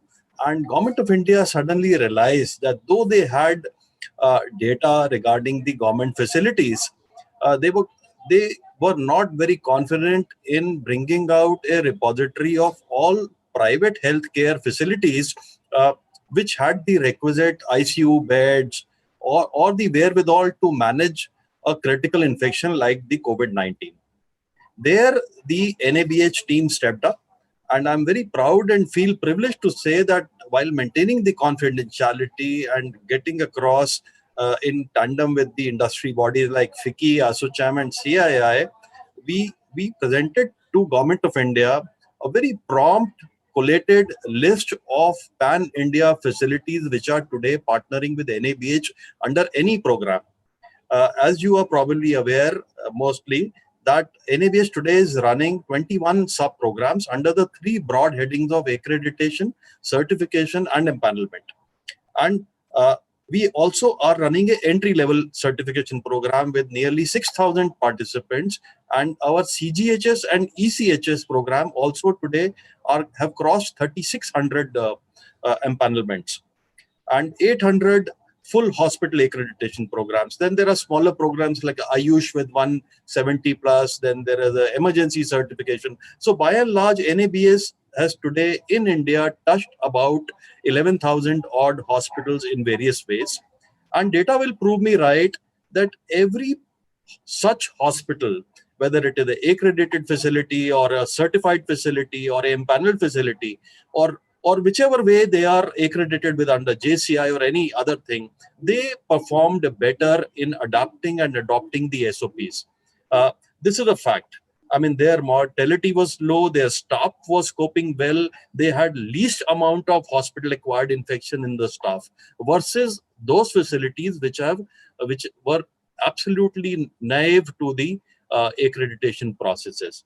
Our mock drills, our SOPs, our way of functioning within the hospital definitely held out. And I'm sure we'll know and we'll be wiser once we start compiling all and do the number crunching that such processes helps. Quality accreditation definitely helps and in handling these sudden disasters which are there on such a scale. And we really reached out, and Government of India appreciated, and I must congratulate all. I mean, pandemic is not yet over and peaks are happening, but the role of accreditation is definitely there, sir. Right, sir. I just want to, take another question which arises from your answer, sir. How did you actually get FICCI and ASSOCHAM and CII? Because there would be an understanding deficit. Don't you agree with me, sir? Because you are completely from the medical point of view and you have to bring these organizations together. I think you played a very vital role there. So could you sort of highlight on how you were able to get these people in such a short time and then approach the government by saying that, look, this is going to be consolidated. This is the effort that we need to put in. Could you highlight that, sir? Yeah, rather it was the other way around. Actually, for everybody knows that NABH is a public-people partnership between Government of India, and the genesis of NABH has been the coming together. It was a unique experiment in 2006 when Dr. Kapoor will bear me out, and Dr. Gyani sir, and the founding fathers of NABH, they came together with active collaboration of these industry bodies as well as the Government of India. And when such people came around, and when the pandemic broke loose, I think every person stepped up to be counted. They did whatever best they could do, and all these bodies, they are permanent members of NABH board, and whenever they reached out, we actively, very proactively reached out to them. They attend all our board meetings. All three bodies are permanent bodies of NABH. So each in their effort, like CII created a e-virtual marketplace for PPEs and e-virtual marketplace for all equipment, like starting from the ventilator to the mask, basic mask, 2-ply masks, which were also there. Then FICCI collaborated an effort. I mean, so then SOCHM came out with a series of guidelines. So all these were very, I mean, it was a very short response period, very, very fast turnaround time, and good collation of data, good dissemination of information. And then side by side, we had to adapt to our own processes also. Right. Right. So that's really, really amazing. And no wonder, sir, today you are the CEO of NABH and you're doing such a great job. Air Marshal Kapoor, you are a strategist, sir. By nature, you are a strategist. Now, I think that NABH has been instrumental in standardizing healthcare across India. Now, do you think that like the training in the armed forces, which comes at a repetitive sort of practice, NABH, just because of NABH, India was able to quickly whip around things and come into action, in quick pointed time. And I would like your take on this, sir. Thank you very much, sir. And good afternoon, everyone. Rather, good evening, everyone. And I compliment AHPI for organizing such a wonderful conclave. It's a very good thing to be a part of this particular conclave in terms of NABH. Your question actually has partially been answered by CEO NABH, sir, but I will take it forward from there.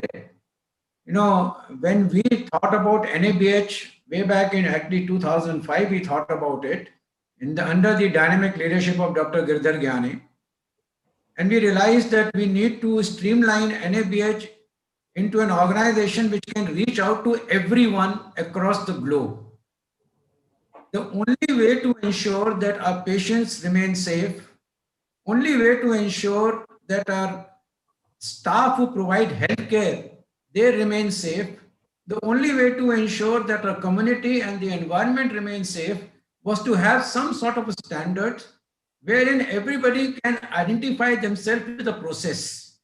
So while we know that healthcare is generally individualized, but healthcare processes can be standardized. So we aimed at standardizing those processes which can be adapted to any environment. Now I'll give you examples. You see, like for example, in the current scenario, there was a sudden change in environment. Now suddenly we were caught in a nexus whether prevention is important, whether therapeutics are important, whether the mix of both are important. Everything we knew about prevention, you talk about the NABH accreditation standards, everything was there in place for you. Those accredited hospitals who have been practicing from years, and I'm sure your hospital is one of the flagship hospital of NABH accreditation, and I'm sure you will bear with me. It was so easy for you to adapt to the changing environment for the simple reason we have standards in place, we have processes in place. Example, while people were talking about triaging, we have all NABH accredited hospitals who triaged based upon the clinical needs of the patient. So they decided to segregate those with respiratory infections and had the screening clinics already on before the protocol was actually given out by the government of India. Secondly, all my accredited hospitals, they were well stocked with PPEs, well stocked with sanitizers. There was a shortage in the beginning, but the accredited hospitals have already been stocked because they've been using it as a normal practice. So standard precautions like hand hygiene were already ingrained. There was no training. It had to be reinforced. The donning and doffing of PPE was already inbuilt. The cleaning and disinfection practices were already in place. What to do when the beds are full? how to have a contingency planning for creating more beds, how to look after the aerosol generating procedures in a negatively air ventilated intensive care unit or a process room. All these were already in place. And when we started out in 2006, you'll be surprised to know that people never understood what is a negative isolation, negative pressure isolation. Very prominent healthcare organization did not know this. But today, every accredited organization knows and understands. So they could adapt very fast, not only in preventing, in also adopting the new evidence-based guidelines which are coming and changing by the minute. So they adopted, they stopped, whether it be, your antiviral drugs, your monoclonal antibodies, your plasma therapy. The accredited organizations had everything in place because they had systems, they had processes. So I think what the CEO NABH has brought out very clearly, we need, once the data comes in and we need to analyze, I'm very, very confident we'll get that the morbidity and mortality and the infection among the healthcare providers in accredited organizations were definitely lesser than those who were still in the process or who had not actually got into their systems any quality management things. So I think this standardization over the years has probably helped this country to come back to a larger extent in a more positive manner than possibly it would have done if this process and NABH accreditation had not been in place. I quite agree with you, Air Marshal. I quite agree with you that you've said this, and it's a very important point that you've made. Especially, I would like your comment now on the fact that while India raced ahead with the cases, India reduced the mortality. The mortality rate came down as opposed to any country in the world. I would like your opinion on this, sir. Is that, effective triaging? You brought it out so beautifully, that there is effective triaging. So the triaging, those patients go to the most appropriate place in the hospital for treatment. So therefore, I would like your comments, sir. And also, Dr. Atul, you could join us with this comment on that. I feel today, because the most appropriate processes were in place, we were able to bring the mortality down, and it's got nothing to do with the type of treatment that we gave, but it was the processes and how fast we reacted. I would like both of you all to please comment on it, because you're such eminent people in this field. Sir, you have actually rightly brought it out, and if you see the data, if you analyze the data which is currently available to us, I think across the globe, we have almost 223 deaths as an average per million population. In India, it is 113 deaths per million population. Now, that's a huge difference. Per million difference, once you go and multiply into a total figure, you have only around 156,000 deaths and with the population that we have got, population which is, I will say not so disciplined, which a population, so much migration happening, so many dharnas taking place, so many activities taking place across the country, and not so having so much level of education. But we were able to control the morbidity as well as the mortality. That, to a large extent, I believe, is because of standardization of processes and because following certain norms which we have laid down for all ourselves, and these are available on the public platform. And I'm not giving credit only to NABH. Let us give due credit to the government of India. They have also shaped out with NQA standards. And if you see, any standards will focus on similar patient safety and community safety. So this process which NABH started has actually rubbed down to the public health sector also. And therefore, I think combined together, all of us did rather well. We keep our fingers crossed.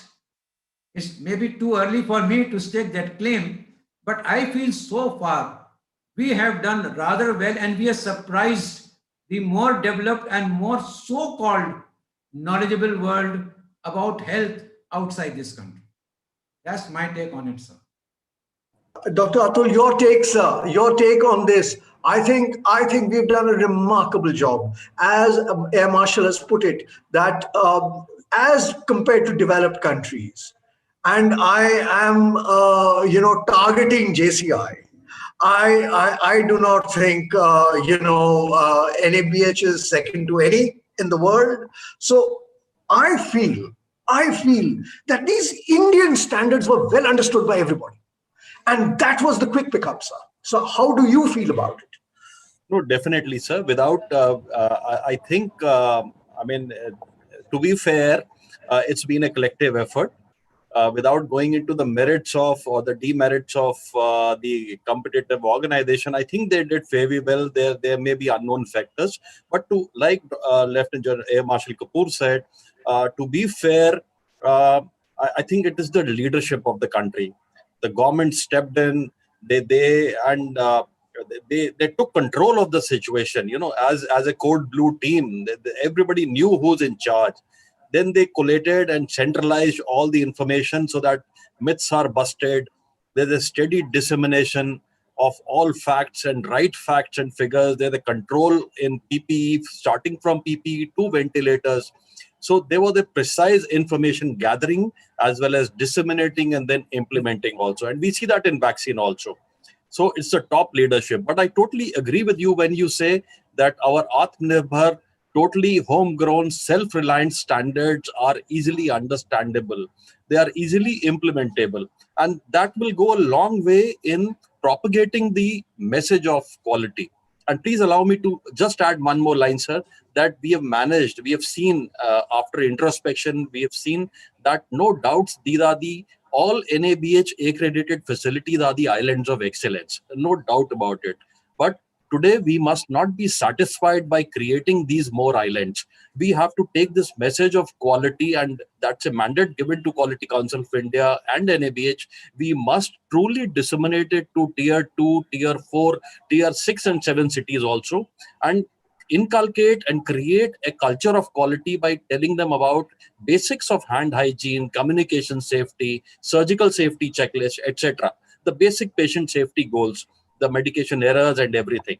So I think we must reaffirm our pledge, count our blessings that NABH was there, count the support, good support of organizations like AHPI, which have always stood up and kind of furthered the cause of quality in healthcare.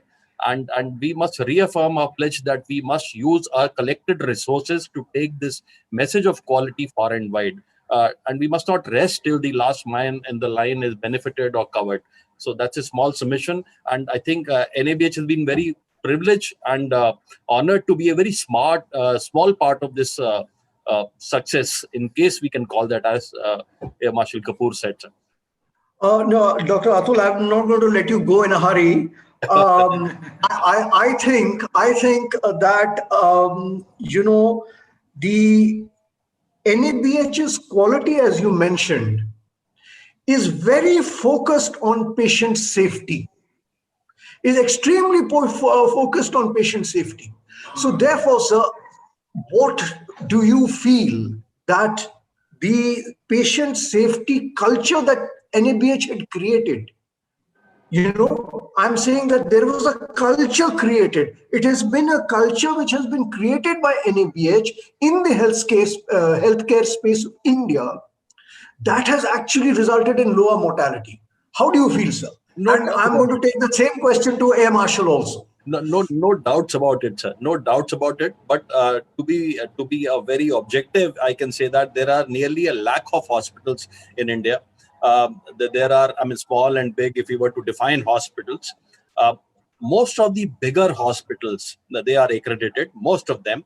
And they all did that yeoman service. They all stepped up. And we can very reasonably and logically attribute that lower mortality and morbidity to that accreditation. It's a work culture, it's a way of life which NABH has suggested over the past 15 years. And it's a very proud moment for NABH that we got this opportunity to test these standards, and they came out winning, if we can still call that. I'm keeping my fingers crossed. But there's no doubt about it. What I totally agree. But we have a long way to go, sir. Ours is a big and diverse country with diverse geography is diverse, literacy rate, and there are so many variables. And we must not rest, actually. So that message of quality, continual quality improvement, and patient safety and quality culture, which you very rightly pinpointed, that must go on. That must go on, and it should go on. And NABH will not hesitate to participate in any such mission with a zeal which has been there and seen in all the founding fathers, all of you which are here today. Marshal Kapoor, I wish to make this question a little more difficult for you. Sir, you really mentioned that we are such a diverse country.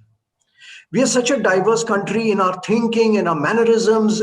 We lack, or I wouldn't say lack, but we do not give huge importance to civic sense.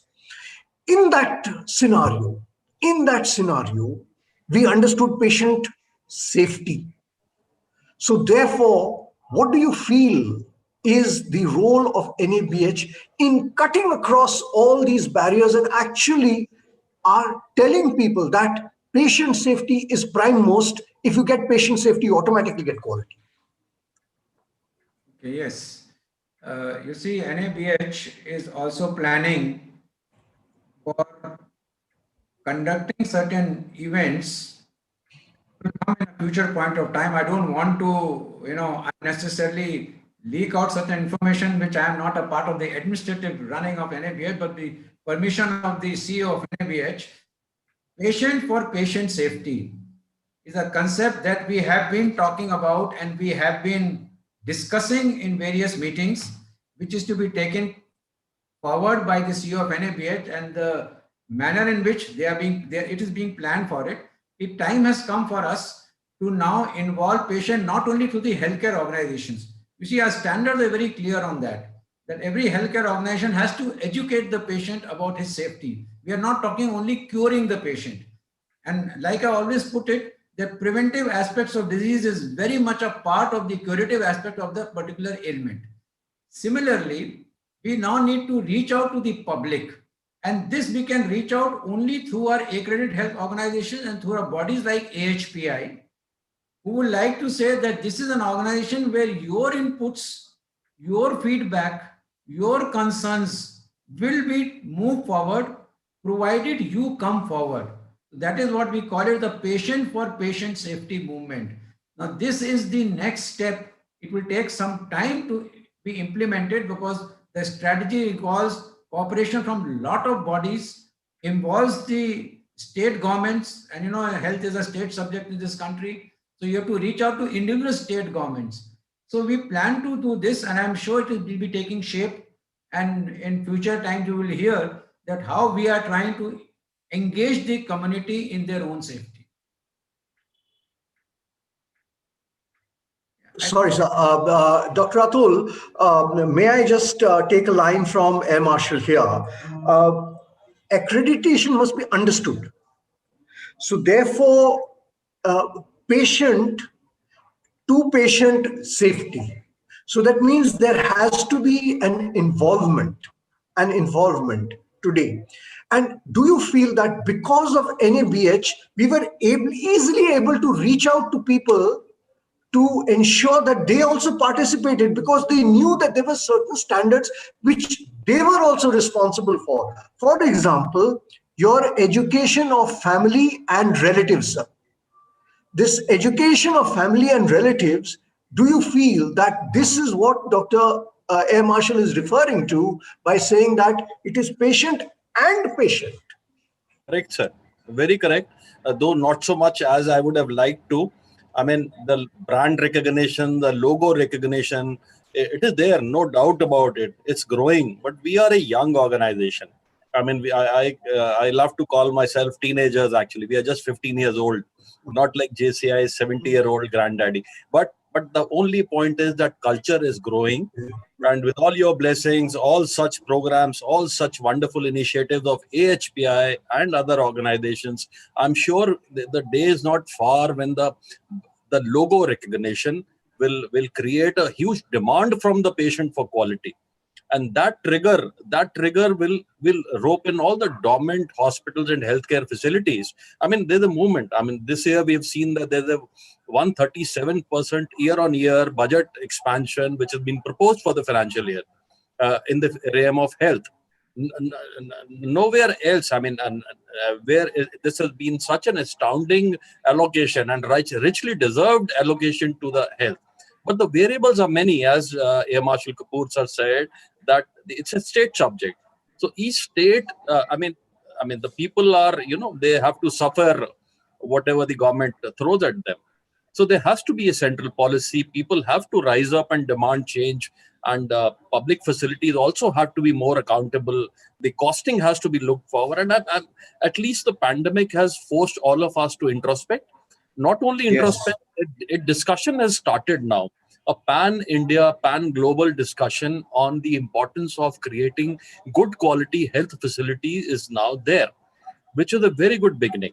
So all the politicians, our honorable politicians, our minister, they've taken the clue and the lead from our honorable PMO, who himself from day one is endorsing standard of care, good quality pan-India care, and the Atmanirbharta campaign.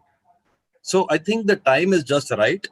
NABH is rightly poised, and all our institutes are in place, and with everybody's cooperation, I'm sure this movement can begin, sir, in a big way. Actually, over the next few years, we can really motivate patients from patient to patient safety, which you very rightly mentioned. That campaign, the mission, can go on with a zeal. That's a fantastic slogan, sir. I started with Dr. Atul, and let me finish with Air Marshal Pawan. We're running out of time. I'm sure Dr. Shanmuganandam will tick me off now. But your closing comments, and then I will, sort of give my closing comments after Dr. Atul speaks, and we will end the session. So, sir, your closing comments. And I also want to touch on one thing, sir.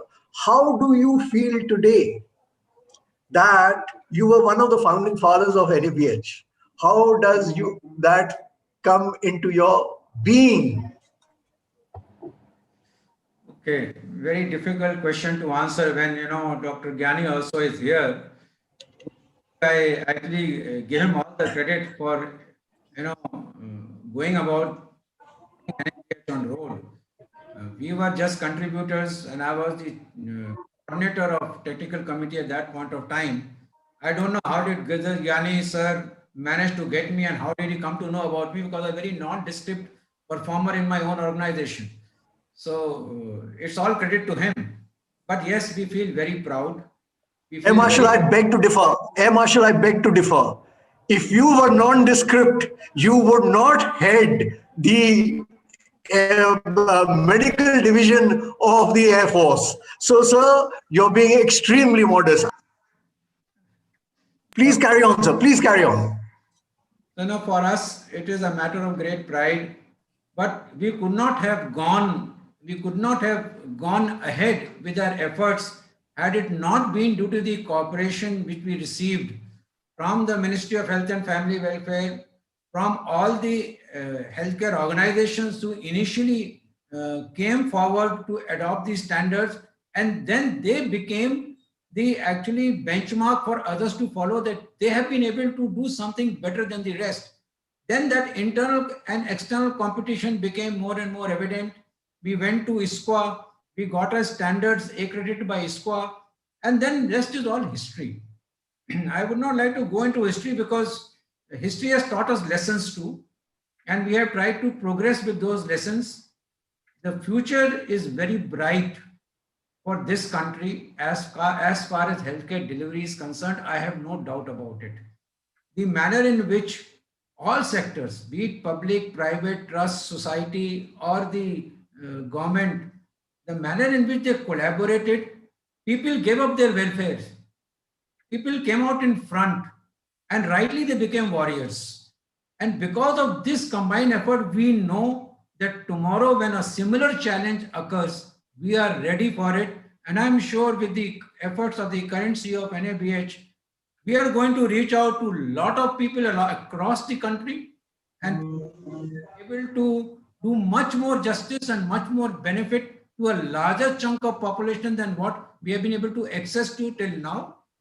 And lastly, while all this is being done, my closing message is please follow the W's. Wear your, wash your hands and watch your distance.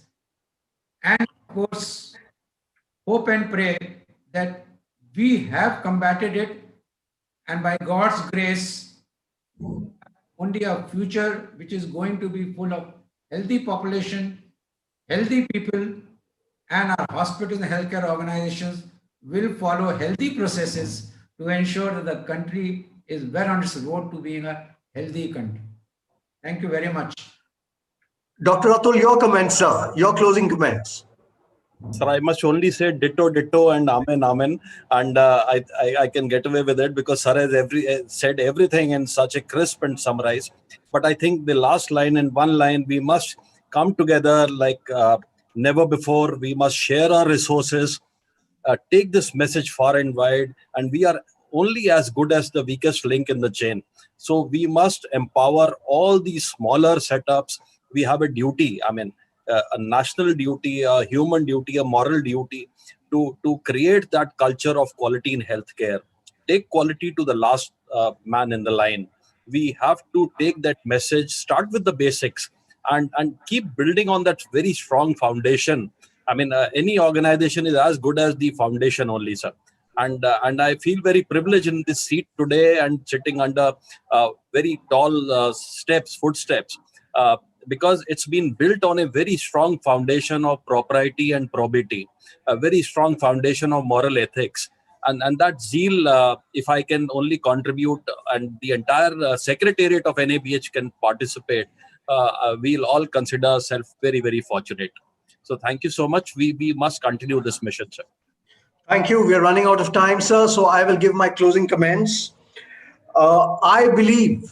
I strongly and firmly believe that the NABH accreditation, which is suited for India, which is understood by Indians, which is implemented by Indians, which is monitored by Indians, and it will be understood by India. And today we are blessed to have NABH. Because of NABH, today India has scored a winning note in reducing the mortality as well as morbidity in the world pandemic, and we stand as an example for the world. So I give kudos to Dr. Atul as well as Air Marshal. You all have done a marvelous job. And thank you very much for AHPI for having me in this session. And Nilanjana, thank you very much for the introduction. And I can see Dr. Shanmuganandam and Dr. Gyani as well as Dr. Alexander. Dr. Shanmuganandam could not be very happy with me, sir. But I'm dot on 5, sir, and I lead the program today. So thank you all very much. You've been such a lovely audience to have been with me. Thank you. Thank you, Dr. Sujit. It was really a pleasure. It was great hearing the visionaries of quality in healthcare and the leaders. So I hand over my third session to my co-MC, Dr. Shanmugananda, and he will proceed from there. Thank you very much. Thank you, Nilanjana. With that, we move on to session 3 of the day, value-based care or healthcare economics. This is covered by Pfizer, and the chairpersons for this session 3 happen to be Dr. Naresh Shetty and Dr. Raj Bayani. Dr. Naresh Shetty is the president of the AHPI Karnataka chapter and also the president of Ramaya Memorial Hospital and chief of Ramaya Advanced Learning Center.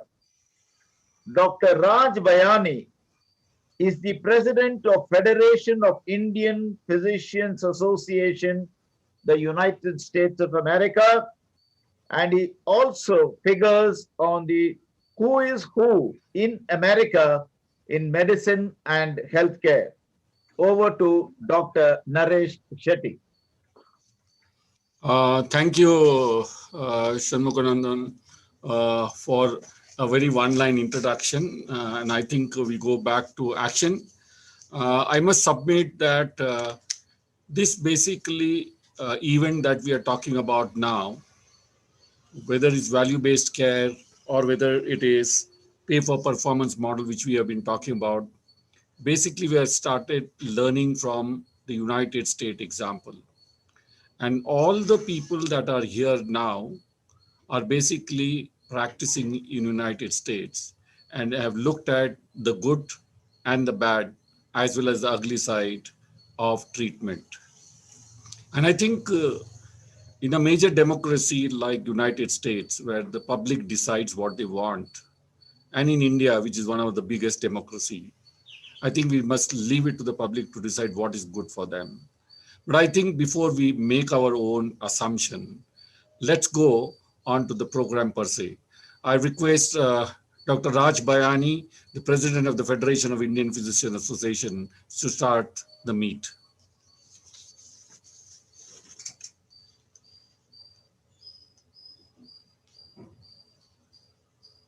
Are we ready?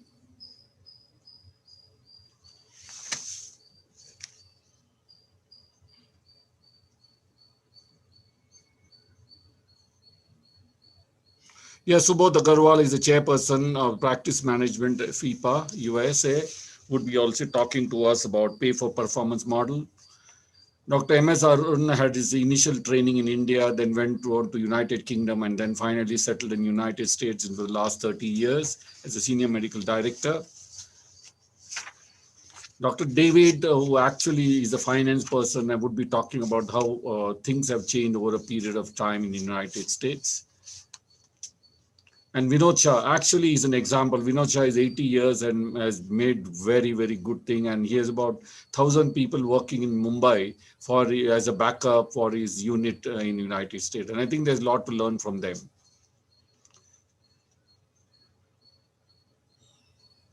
Everyone, it is my honor and pleasure to moderate this session about the cost saving in healthcare and how do we save in the US and apply it in India. How do we save it in India and how to apply it back to USA. So this will be a very interactive session and I will moderate this session along with my co-moderator, Dr. Shetty. And also we have Dr. Giridhar Jani, who is the director of the association from the Indian Hospital Association. My pleasure to introduce Dr. Vinod Shah. He is the chairman of the MedStar group. He has more than 150 doctors in his group. He's going to talk about how the healthcare integration will do the cost saving. I also have Dr. Subodh Agarwal. He is the CEO of the Doctors ACO group, as well as the chairman of our committee of federation, practice management. Then I have David Klebonis. He is a chief operating officer of the Doctors ACO and Palm Beach ACO. And I have Dr. Martha Arun. He is a senior medical director, Blue Cross Blue Shield from Florida, and he is a national leader also in healthcare. Thank you all joining today for this wonderful meeting. As somebody has said somewhere, the health of the nation depends on the health of its citizens. And this session will explore how the healthcare in USA and in India is same on some points and is different in some points, and how can we learn from each other. I will, as you know, the United States spends about $2.7 trillion on healthcare, and India spends $20 billion on healthcare per year. So the discrepancy of spending is tremendous. The WHO ranking for the healthcare quality in US is 37 and India is 112. So even though USA spends a lot of money, there is still the quality is not the best and India has a lot to catch up. So let's see why this happens, what can be done to make it better, save the cost, and all these points will be discussed by my panelists here. We'll start with Dr. Subodh Agarwal. Subodhji, please.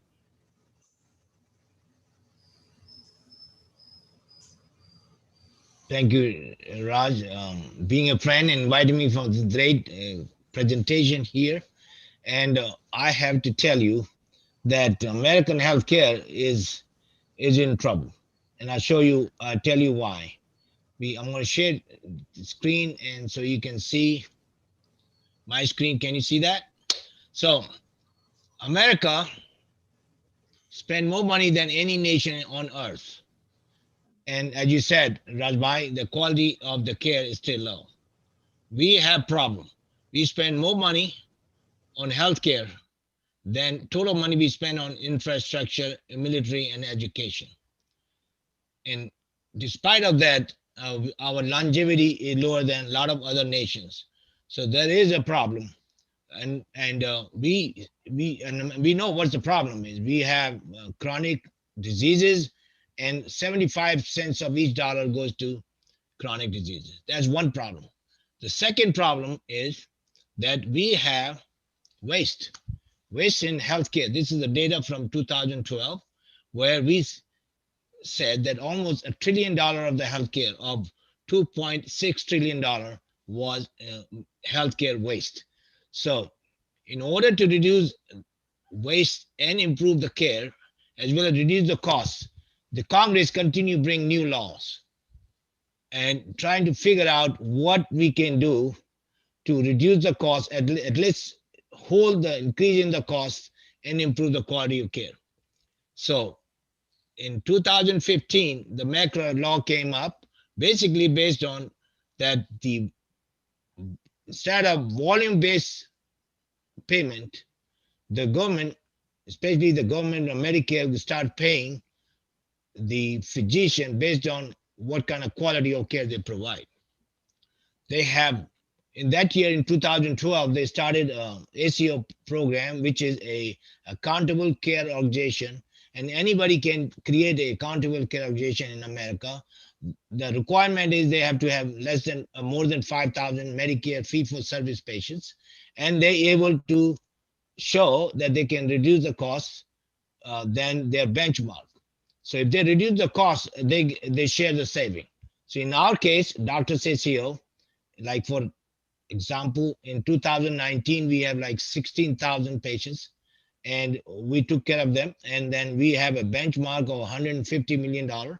So our physicians had, they decided how to spend that $150 million, and we give them information, what need to be done, where we're losing money. So they make it orchestrated way to provide a value-based care, and we save money, and more than $5 million came to our organization, which were distributed among the physicians. So similar program also coming into the hospital, and we believe that value-based care is the way to go in America. It will slowly increase and will cover all aspects of the healthcare delivery as well as commercial delivery. So I have our Chief Operating Officer, David. David, please help us to make this understand how we can get this in India. Now, the problem in India is the government help as well as insurance help is only provided to the hospital. So a patient primary care is not covered by the government or by the insurance. And in order to create a good, healthy citizen, you need to start working on decide that the healthcare starts from the beginning at the primary care level. So David, please come in and tell us your experience. You've been experienced doing this healthcare for many years. You led Palm Beach ACO as the #1 ACO in the country. David Klanovis. Thank you, Dr. Agarwal.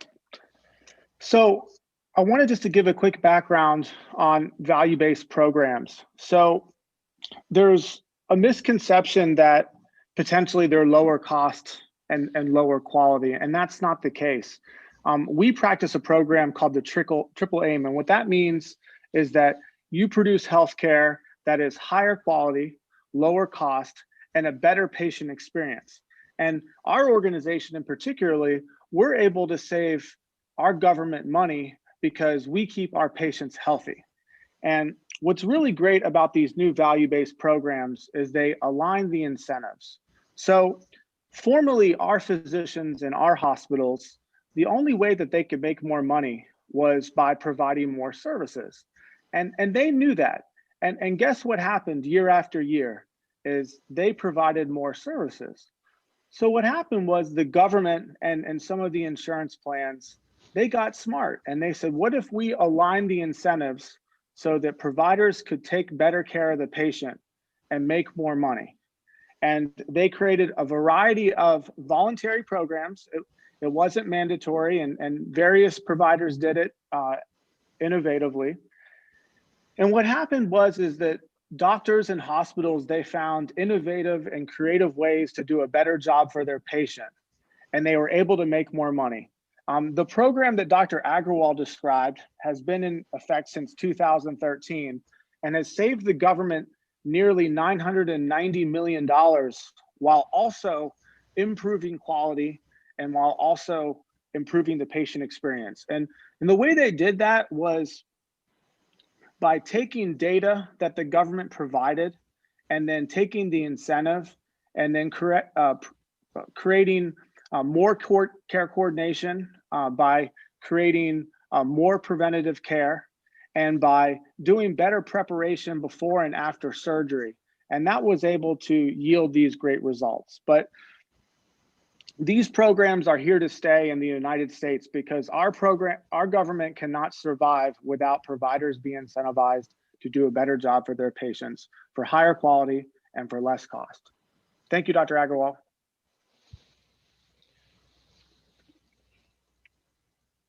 Agrawal, your comments? So what David is trying to do is that basically we are in population healthcare. So we start from primary care to specialists, then the hospital.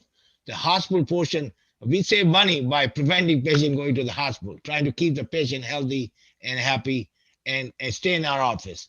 So the care provided in outpatient setting, in doctor's office, in surgical center, or in emergency or urgent center is a lot cheaper than a patient going to the hospital. So our ACO and multiple ACO, that's what we would like to get the patient to our office or urgent care, or they get surgery in our outpatient setting, or they get MRI in independent facility. That's a lot cheaper. Somehow anything goes to the hospital costs 3 times more money than we do in our office. So Raj, you know about that. You can tell us about a little bit about that. So that's what we are. We are population health care at lower cost and high quality, and that's what we want to do. I think we are Indian from bottom of the heart. We like India to become the healthiest nation. I wish the Ayushman Yojana, or anybody listening in India, please think about those people who need care at the lower level. Out of 5 lakh rupees, 2 or 3 lakhs should go to the primary care, so the patient, the person can get delivery care at their home, in their village. They don't have to come to the big hospital. They don't have to be sick or have surgery done in big hospital. The service need to provide it in their home. My recommendation, or what I'm thinking is, see, digital healthcare is really right time for India. It is diversified. It can use languages, one medical record, one patient, and can go anywhere they want to do, keep the record in patient hand. So this will be something globally for Indian healthcare. I know we're talking about hospital-based healthcare, so I will let Raj take over from there. Thank you. As we understand from the previous panelist, both countries are trying very hard for innovation and cost control. As we saw in America, what we call Obamacare, which was implemented in 2010, so that we could insure 52 million people, more people can be insured in this, but approximately, I would say 20 million were achieved. While Ayushman Yojana, which is initiated by Prime Minister Modi, it's covering 300 million lives with 5 lakh rupees per year. So the scope of the Ayushman Bharat is tremendous and vast, and there is a lot to learn from that system. However, before we go there, let us hear from our honored guest, Dr. Martha Arun, who is a senior medical director in Blue Cross Blue Shield in Florida. Arunji, please. Thank you. This is evening for us in America, so good evening and good morning probably in India, or good afternoon. So I am going to share my screen and then run my presentation. I hope everybody can see this. It's good. So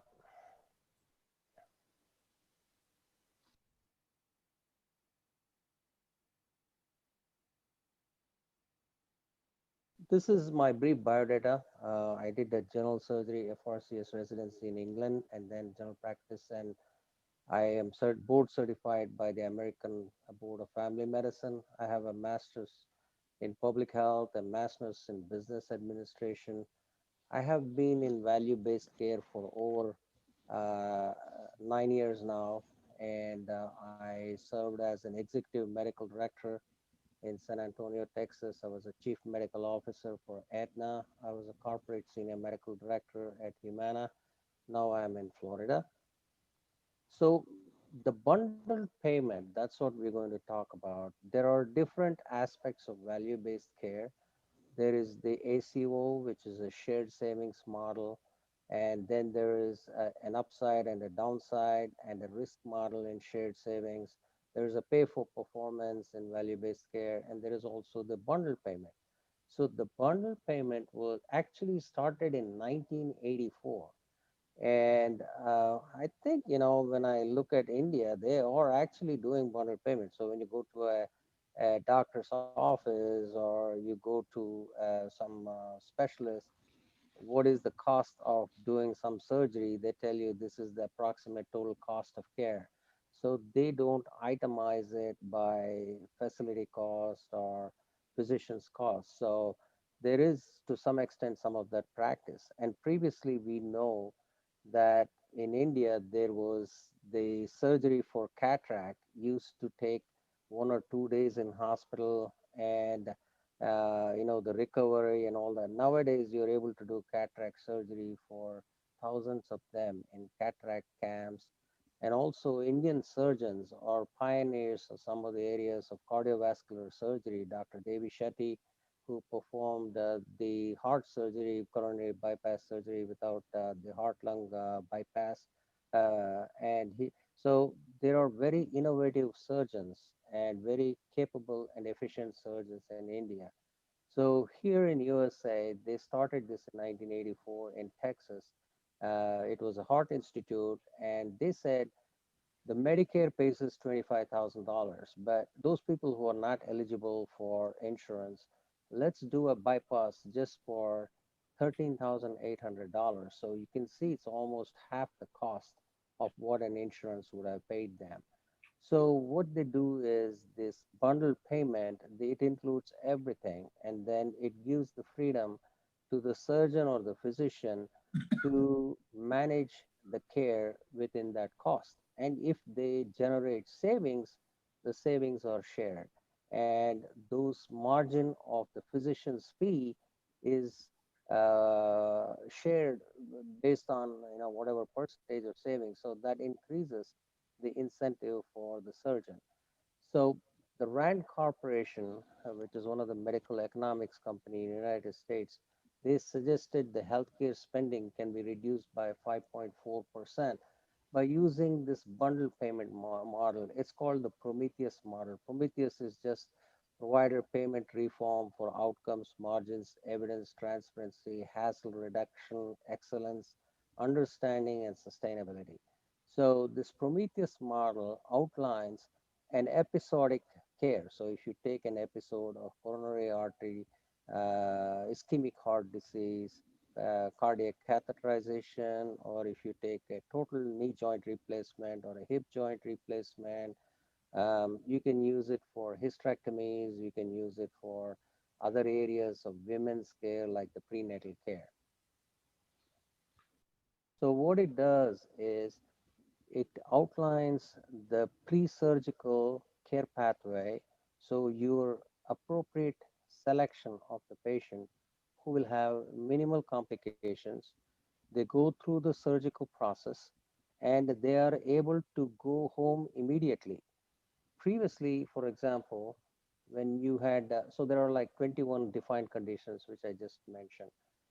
So previously, a patient for a hip replacement or a knee replacement used to get admitted to a hospital. They used to stay there for about a week. They used to get all the hospital nosocomial or the hospital acquired infections.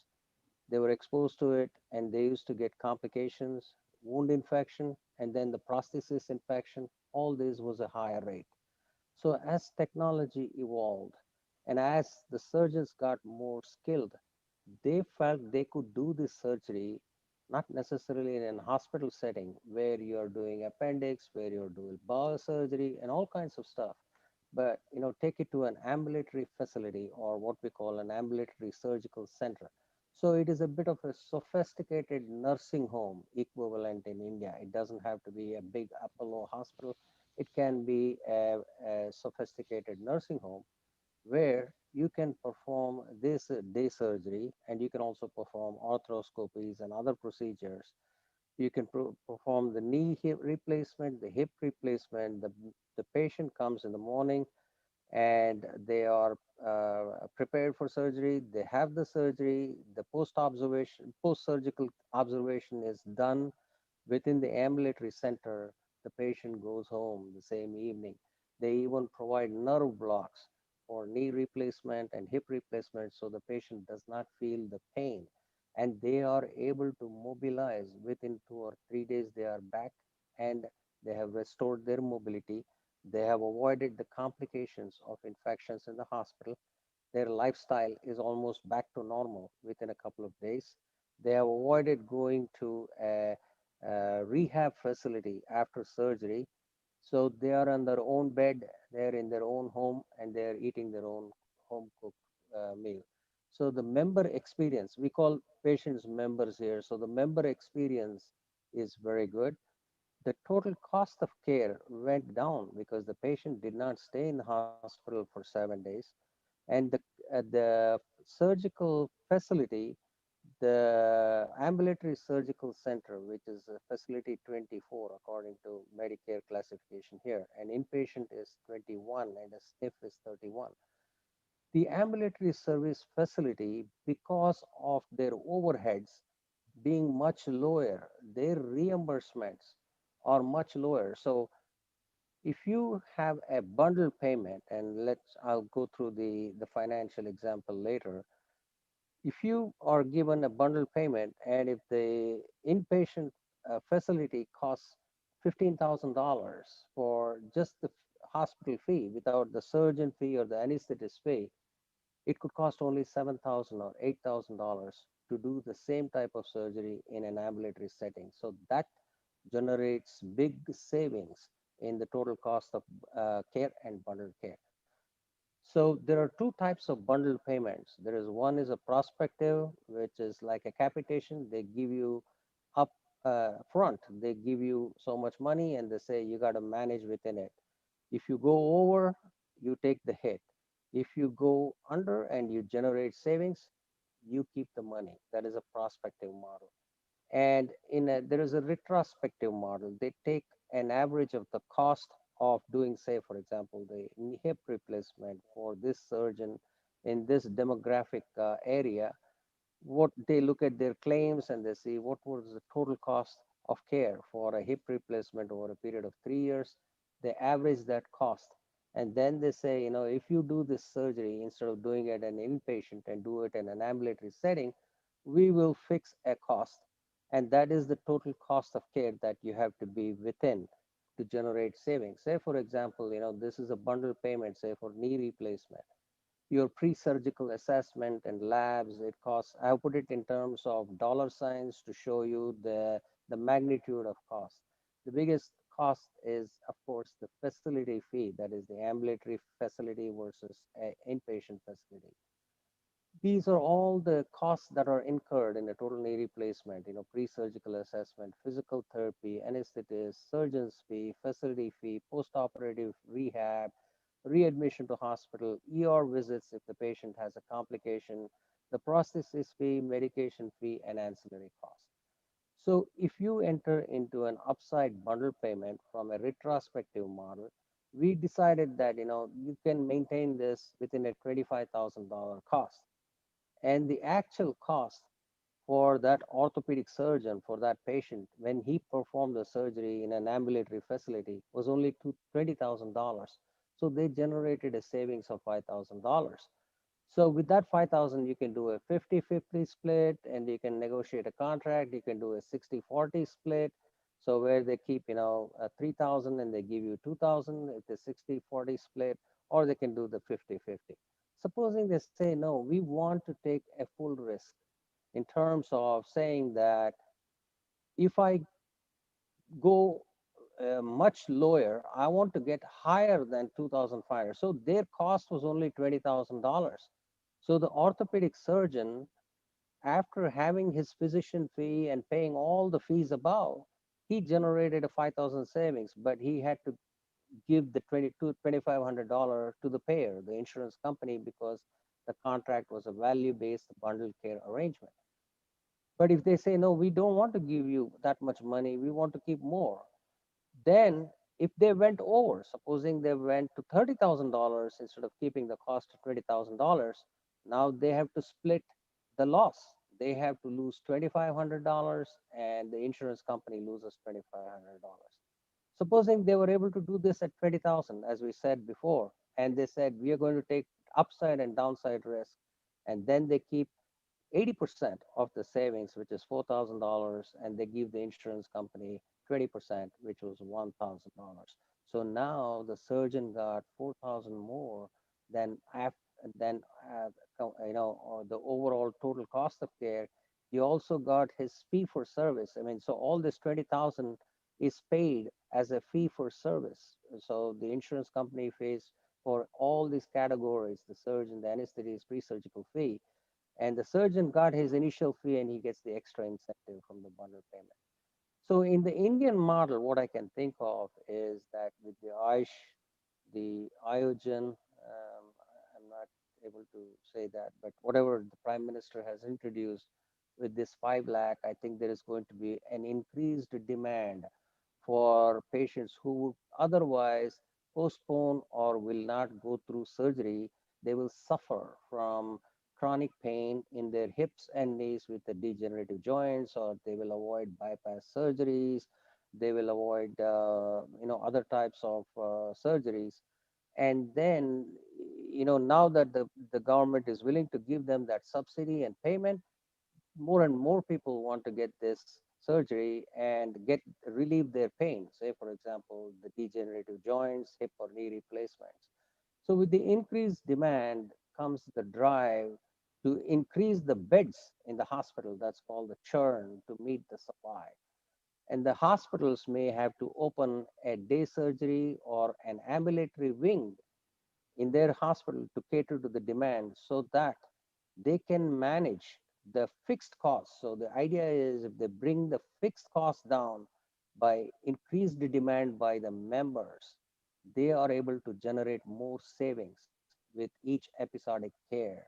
And they are able to generate those net margins, which they can share with the physician or the surgeon, or shares part of the savings for the hospitals themselves. So the hospitals and surgeons will hopefully come out ahead. And I am not very educated about the current situation of healthcare.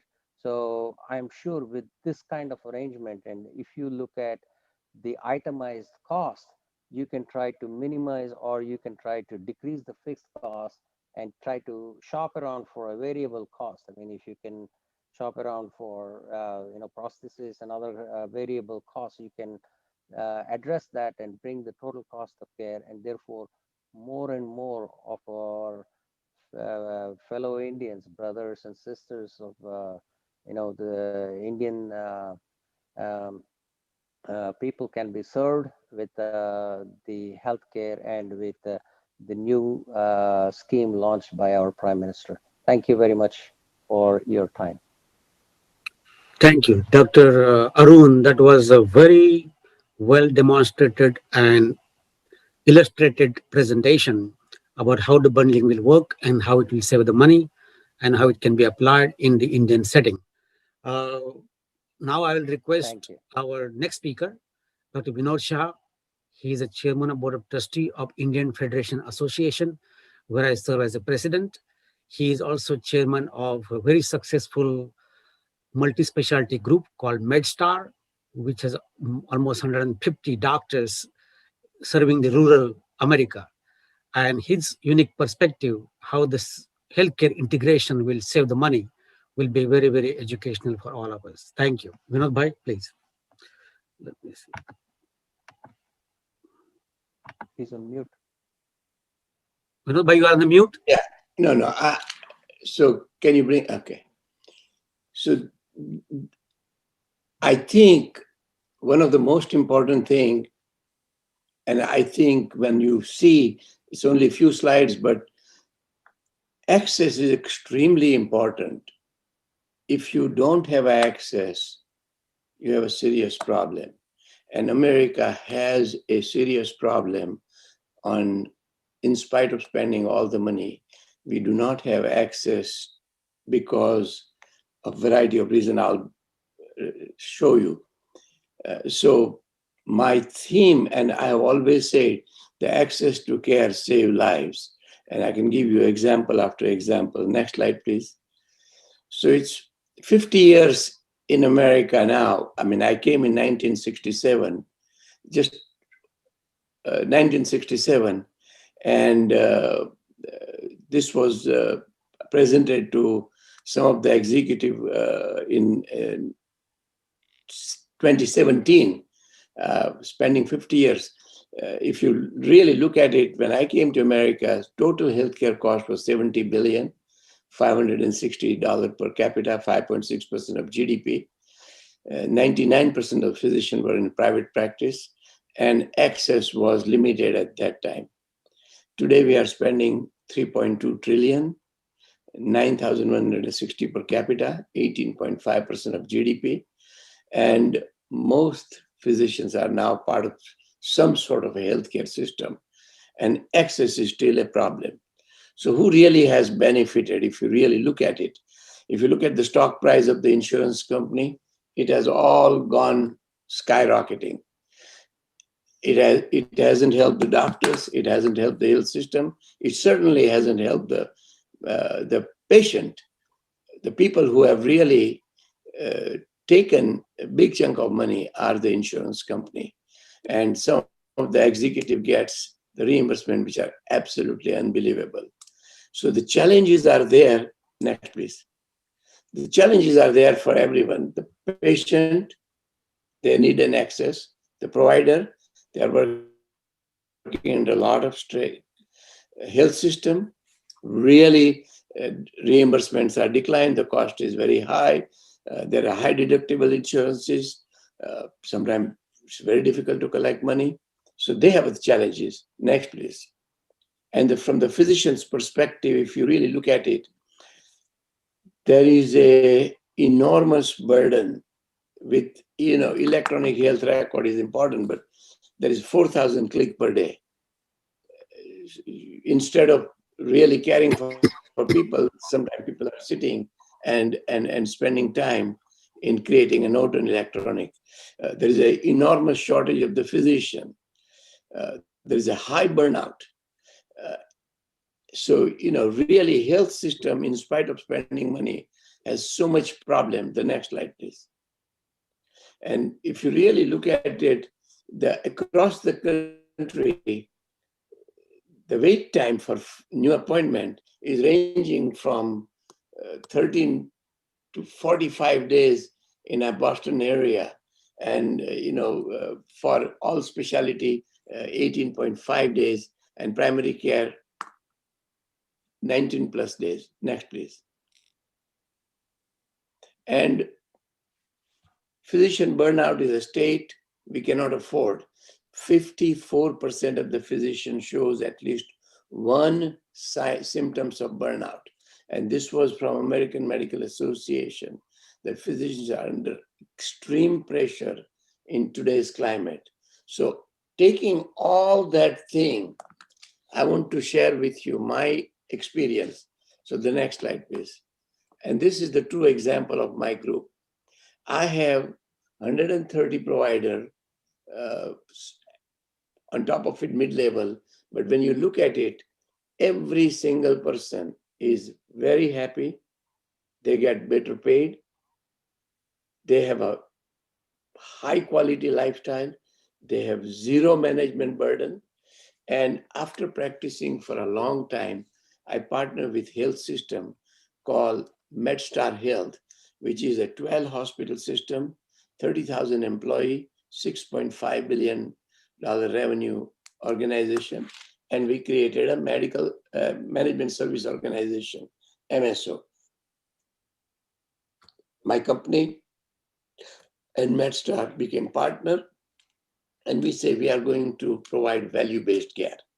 And what we will do, what was told by Subodh and some of the previous people talked about, we partner with Blue Cross and Blue Shield, we partner with Aetna, we partner with Cigna, we partner with health system, we partner with CMS, we partner with state medicals. So this group is working as one solid group, as a team. The next slide, please. And very recently, you know, I will be completing my 80 years. I just opened a brand new facility, 51,000 square feet medical complex. We have a 22 location. We have 4 such facility, which is a single stop outpatient surgery is there, imaging services there, CT, MRI, nuclear camera, lab, DEXA, anything you need to do, we can do. Outpatient chemotherapy, infusion. But we also have a population health team. It is headed by one of the physicians who is MD, MPH, supported by my daughter who is MD, MPH also. And they provide a total care to our group of people. We participate in an ACO. We participate in an MDPCP program with the state of Maryland. For state, we participate with Care First, Blue Cross and Blue Shield in value-based care. We participate with Aetna and Cigna. And my physicians are amongst the happiest physician, generating probably top 5% of the people in the country for their specialty, having a high quality lifestyle by virtue of everything what we are talking about is how do you reduce total cost of care. Our group has 14,500 Medicare patients. And in our ACO, we saved something like $14.5 million because everything was done outside. We use very limited for the hospital services, coronary bypass surgery, sure, but lab chole, within 3 to 4 hour patient is discharged. So the thing is, if you stay focused, you partner with insurance company, you provide the proactive management, you do all the diagnostic services outside, you make sure you have a team which is calling patient. You know, we have a beautiful program for a chronic disease management where we will call proactively and say, do you need anything? Do you need medication? Do you need to see a doctor today? Can we send you? Can we send you a vehicle? Can somebody pick you up? But the entire context is, how do you care outside the hospital? And how do you provide the services? Deliver the pharmacy at home, medicine at home, whatever it takes just to reduce the overall cost of care. And our group has been very successful. I'll tell you 2 or 3 things which are unique about my group. I started in 1974. I have 100% retention of physician. A physician who joined me has never left. 100% retention. I have 500 plus employee. I have never terminated employee. I started a healthcare management company to provide back office support. We have 1,000 people working in Mumbai for not only managing my practice, but we provide services to 600 practices across the country. So I think my experience has been that in spite of a very challenging situation, we have been able to find a solution to reduce the overall cost of care, reduce hospitalization, the length of stay, and save government money, make physician happy. Thank you very much. That's it. Thank you. Thank you, Dr. Vinod Shah. We have an exemplary model which you have in Maryland, and we are very proud what you've been doing for over these years. Now we'll invite Girdhar Gyani from Association of Healthcare Providers. Gyani-ji, Yeah. Federation of Indian Physician Association, and our team is very honored to partner with you and your association. And so we would like to hear from you, and then we'll have open discussion and few more points to be discussed. We still have some time, so we're good. Please go ahead, Gyani-ji. Thank you very much. I think when we requested FIPA to have this presentation in our conclave on the value-based care, after going through what I learned from all of you, I will say this was a value-based presentation and value-based learning for all of us. Really, I think the kind of intensity which was shown by all of you, you are truly, very desirous to contribute to your own motherland, I'm very happy and thankful to all of you. I can only tell you one or two points here that healthcare till now, I will say till recently, was not on the focus of the government. But with the present government coming in 2017, they brought out the health policy, which was overdue. And 2018, they launched this Ayushman Bharat, which some of you have spoken about, that 5 lakhs rupees for each family per year. But there is another component of the Ayushman Bharat, which many times we do not speak, which is opening up of 1.5 lakhs health and wellness centers. That is where I think some of you have been speaking, that we are so far not caring much on the primary care. Actually, that health and wellness centers are going to bridge that gap, so that keeping people happy and healthy rather than rushing them to the hospital. So that will happen maybe in the next 2 to 3 years. And that is where I was very keen that I requested you to share your experience on the value-based care, pay-for-performance model, bundle payment. So I can see, and the last talk by Dr. Vinod Shah, was also very eye-opener, that this is a model which he suggested, can really help us to manage the cost of the healthcare. And I think all of you are also focused that cost is not the only consideration, but the quality and the value is important. So I think all in all, I think you have spoken the experience which you have been doing in USA, which is going to help us immensely. And this relationship, I will request Dr. Raj, that this relationship now we have to continue. HPI representing 11,000 hospitals in India and FIPA in the USA. I think we will be sharing our experience, and I'm sure we'll learn from each other. Thank you very much. Thank you, Gyani-ji. So as we see that the American system, which is P for service system, as we call, is being changed to value-based system. And along with that, there will be a bundling which is coming in. In fee for service system, there was an emphasis on more procedures and seeing more patients. While in value-based system, we want the patients become healthy, so they don't go and see the doctors as they need it.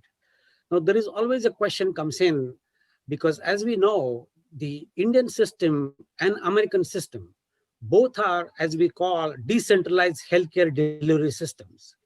While Canada and UK, they are single payer systems. So I would love to hear from panelists. So what do you guys think? Is socialized medicine is better, as we call that single payer system in UK or Canada, or you guys think that decentralized, some private payments, some government insurance, some private insurance is a combination factor is better? So I will start with Subodh Agarwal, and we'll go one by one by one. Raj, let me make a brief comment on what you just said, if you don't mind. Please. Okay. So, when you look at Medicare, you look at Medicaid, you look at Champus, you look at government employee and state government employee. When you combine all those people, a lot of people are covered already by a plan. Now, people are already giving a contract, large corporation, to company like Kaiser. So whether we like it or not, we have a modified healthcare system, which is pretty much like what you see elsewhere, except here at least patient feels they have a right to go wherever they want to go and get the care, whatever they need, and they have a choice. I believe that America will never have what is in Canada or Great Britain. I don't think American will ever accept it. Thank you. The question, Vinod Bhai, is would there be any savings if we go that system? That's the question. Yeah, we will not go that route. Even India will not go that route. We know because we are a democracy, and democracy we passionate about. If you ration the healthcare, your cost will go down. I mean, you try and find out that what is the cutoff for the bypass surgery, cutoff for hips replacement surgery, what is the cutoff for this, what is the wait time for getting some of the services. When you look, you get what you pay for. Subodhji, your comments? You unmute yourself.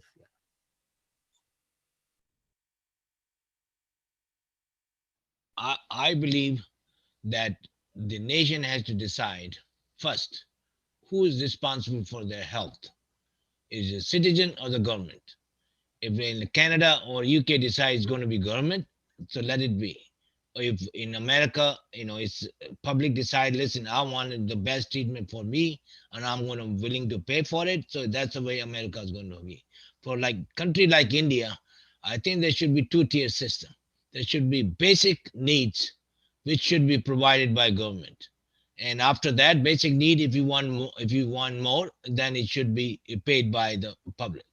So it will be, I would really think like those fabric to be for family should have started as a primary care setup where they can see their primary doctor, they can see their small hospital in their villages, and that will really be incredible support and health of the nation.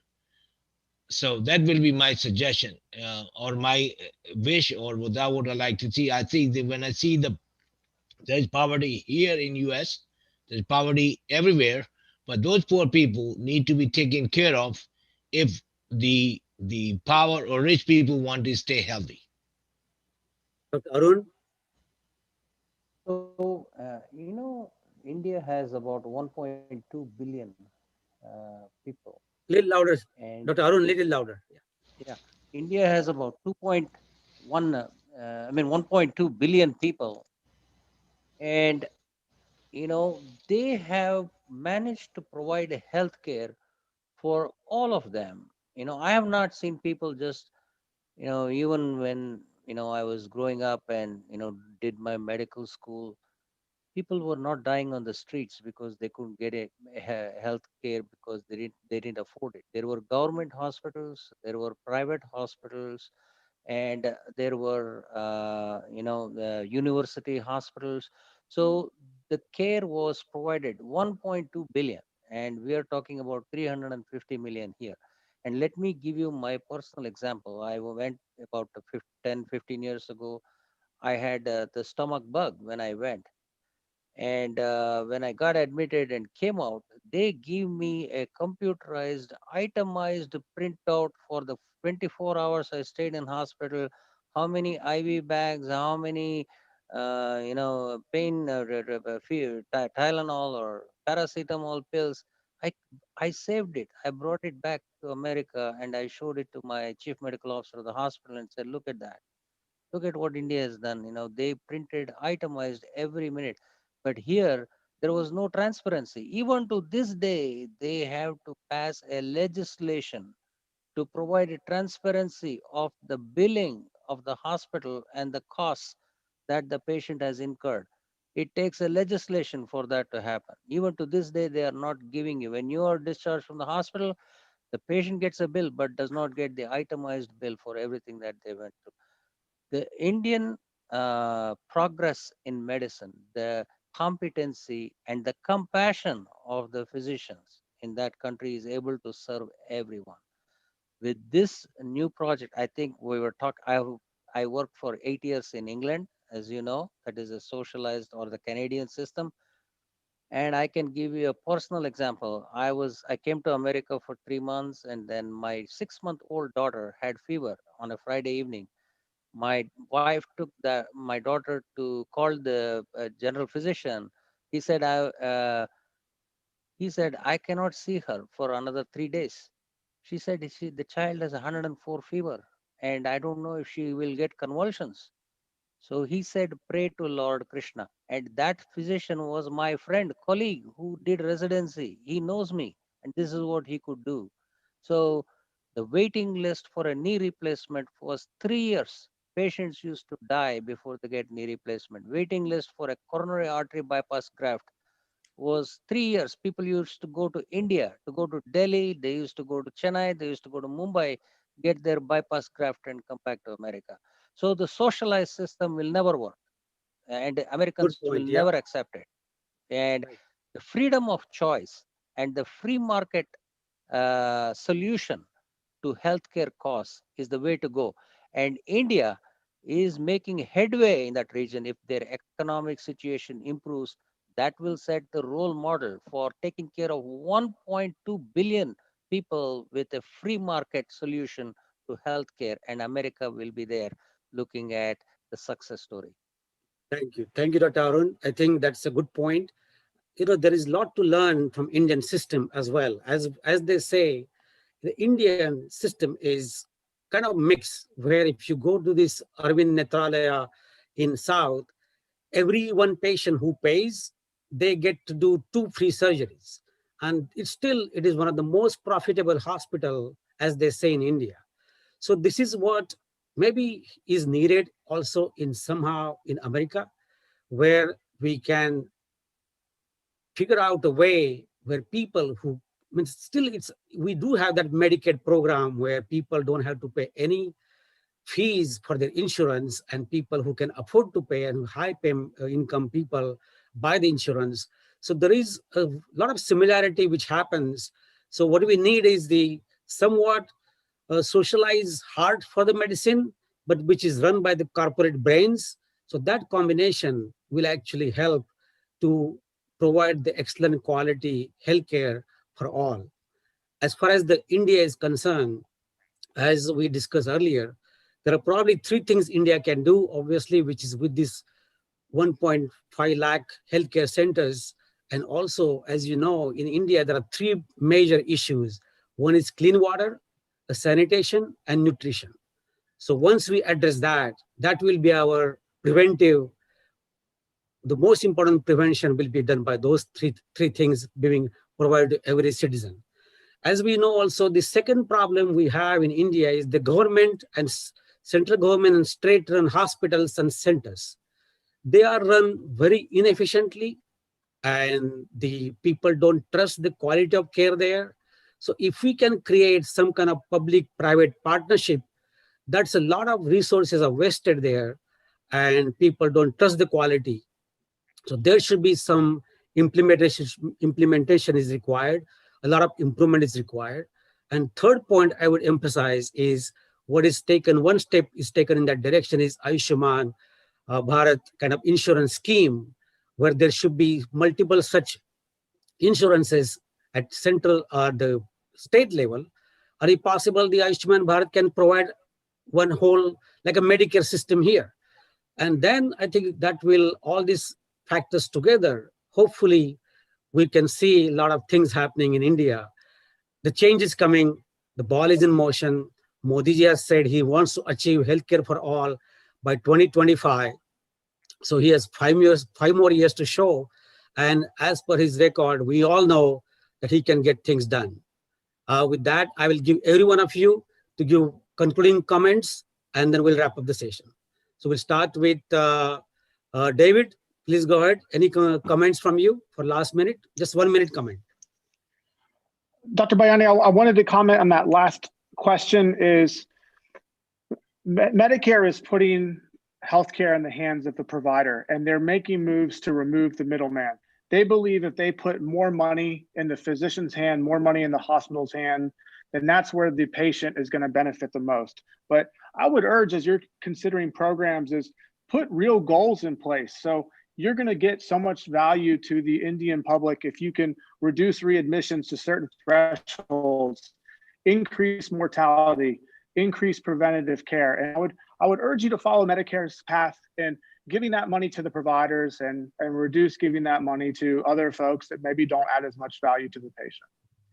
Excellent point. That's how you're saying that let doctors become the decision makers and providers and financial in charge. Then the CEO of these insurance companies are getting richer and patients are suffering. That's absolutely right. That is correct. And let's start with Dr. Arun for just 30 seconds to 1 minute comment, last wrapping up. So I worked in a central government health system, CGHS, in Delhi for 1 year. I have done my dues for the population in India before I went to England to do my FRCS. And then I have worked in America for the last 30 years, I think. So I have enjoyed every experience that I have had in different countries. And I would like to see the Indian healthcare system provide more primary care opportunities. The investment has to go to preventive care rather than cure.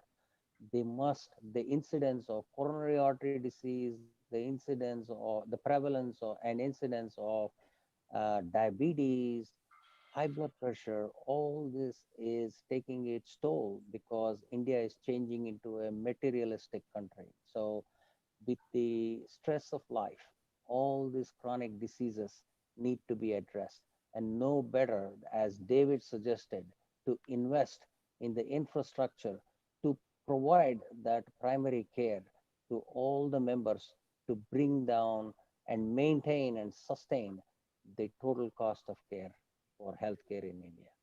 Thank you so much. Subodh Agarwal. Subodh ji.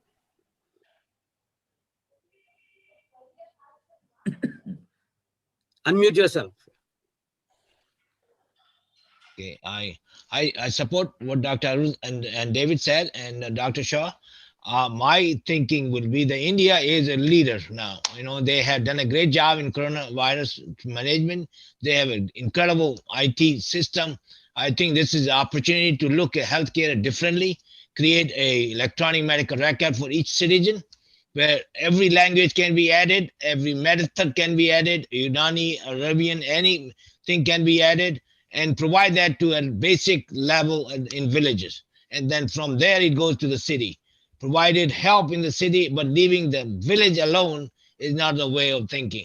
So I would really want somebody to listen to India, go to the village, keep your villager healthy, then you're going to get the city healthy.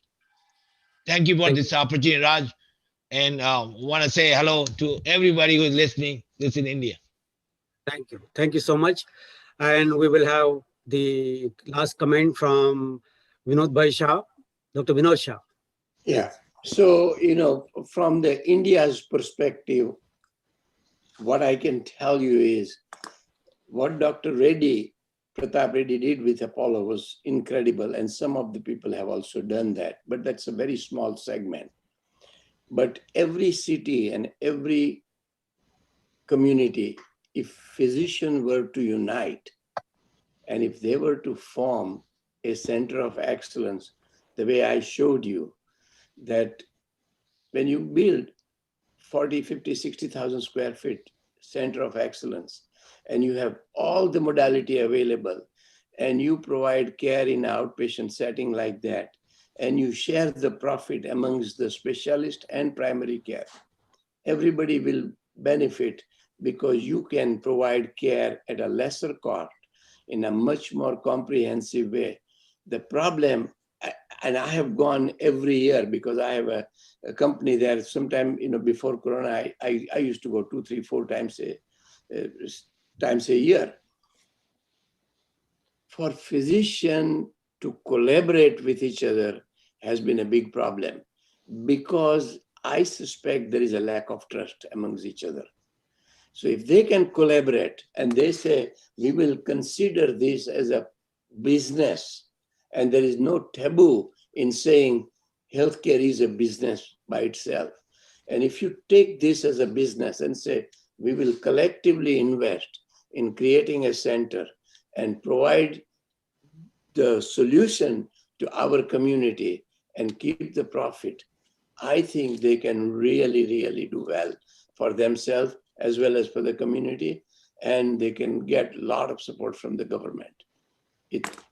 I believe that there is a model here, and that model is integrating physician in taking care of the population.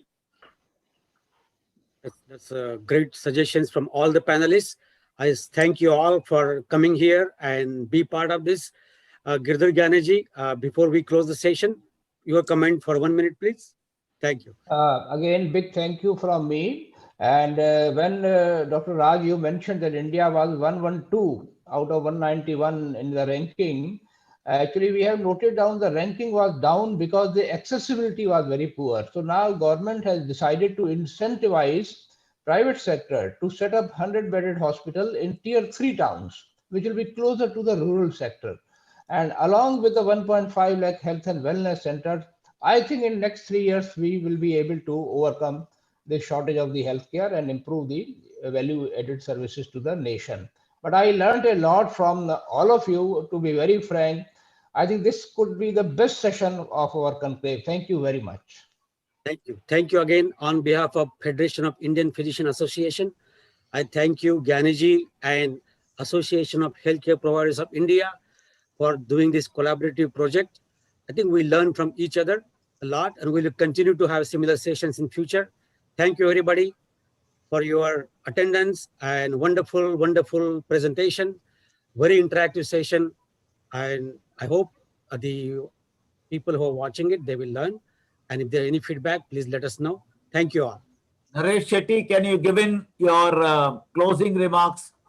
Yeah, I must thank Dr. Bayani, Dr. Subodh, Dr. Arun, Dr. David, and Dr. Shah for all the presentation that I was there. And of course, Giridhar Gyani, who got up early. I must confess that this has been a recorded version. And I was not in town, and Dr. Giridhar actually got up early in the morning to ensure that this was recorded. So now I know you must all realize that who's an active person and who is a passive person in this particular part. The good thing about it is that what we have learned is that over a period of time, the management of patients are changing over a period of time in the United States. And you must understand these Indians are the ones who actually are working value for health. And most of this we are driving from volume-based to value-based. And a lot of they are talking about bundle payment. And what is bundle payment is what we have in inverted commas, something like a package. And in a package, you must remember that they have made a package in such a way that is prospective and retrospective, where the rates are fixed.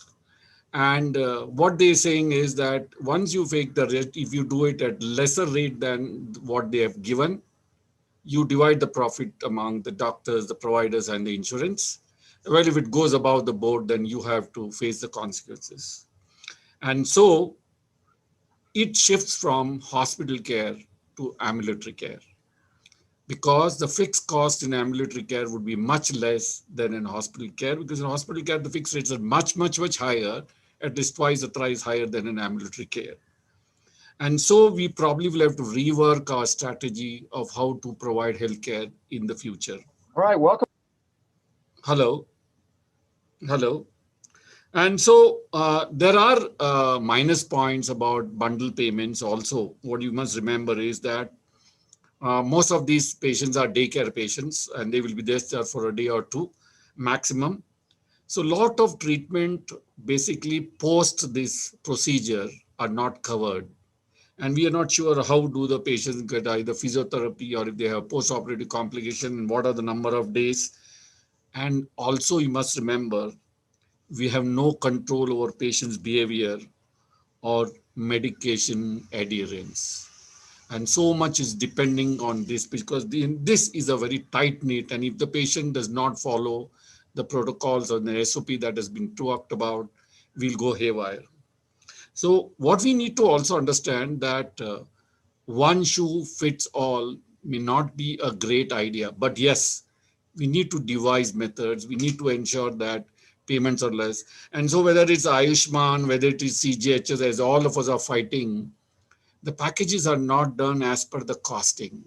So what we're looking is, let's have the costing number one, and then we'll say what, if it's an ambulatory care, it should be so much, and if it's an hospital care, it should be so much. And the way the value-based they are talking about is that ultimately healthcare is going to become more and more packaged. More, and they talk in terms of value-based is what? Accountability, that is for quality care, and of course the cost. Both are as important in this particular part. But I must again admit, and I must confess that treating human beings are not like making cars, where all your production cost, everything is all fixed and you know, and the performance is well known. Here we do the best of the attention to a person with a CAVG, and at the end of the day, you might not survive the whole thing because all these things are beyond our control. And so it is much different, though I like the way Shah has been working. You know, he is having a big situation, but he's an interesting Guju, Shah, where most of his backup activities is happening in Mumbai. So his cost is, he's already reduced his cost to 1,000 people in Mumbai working. You look at how much of the back end cost he's saving. You know, we need to learn. We need to ensure that we have to take not only the hospital, but we need to take different group of people and work over a period of time so that essentially we reduce the cost in most of our procedures that are there. Higher quality, lower cost, and keeping the provider or the doctors happy is the in thing in all this talk which they have given. And I wish it becomes true in our country also. We have a long way to go. We have to fight this war. We have to ensure that the doctors who are the key players actually are paid their dues and not the insurance company, which makes the maximum money. What, as he said, the shareholder of the shares of the insurance company is peaking, while what the doctors getting are actually getting lower and lower over a period of time. So we need to understand that. Yes, there are certain models I think we should all take up.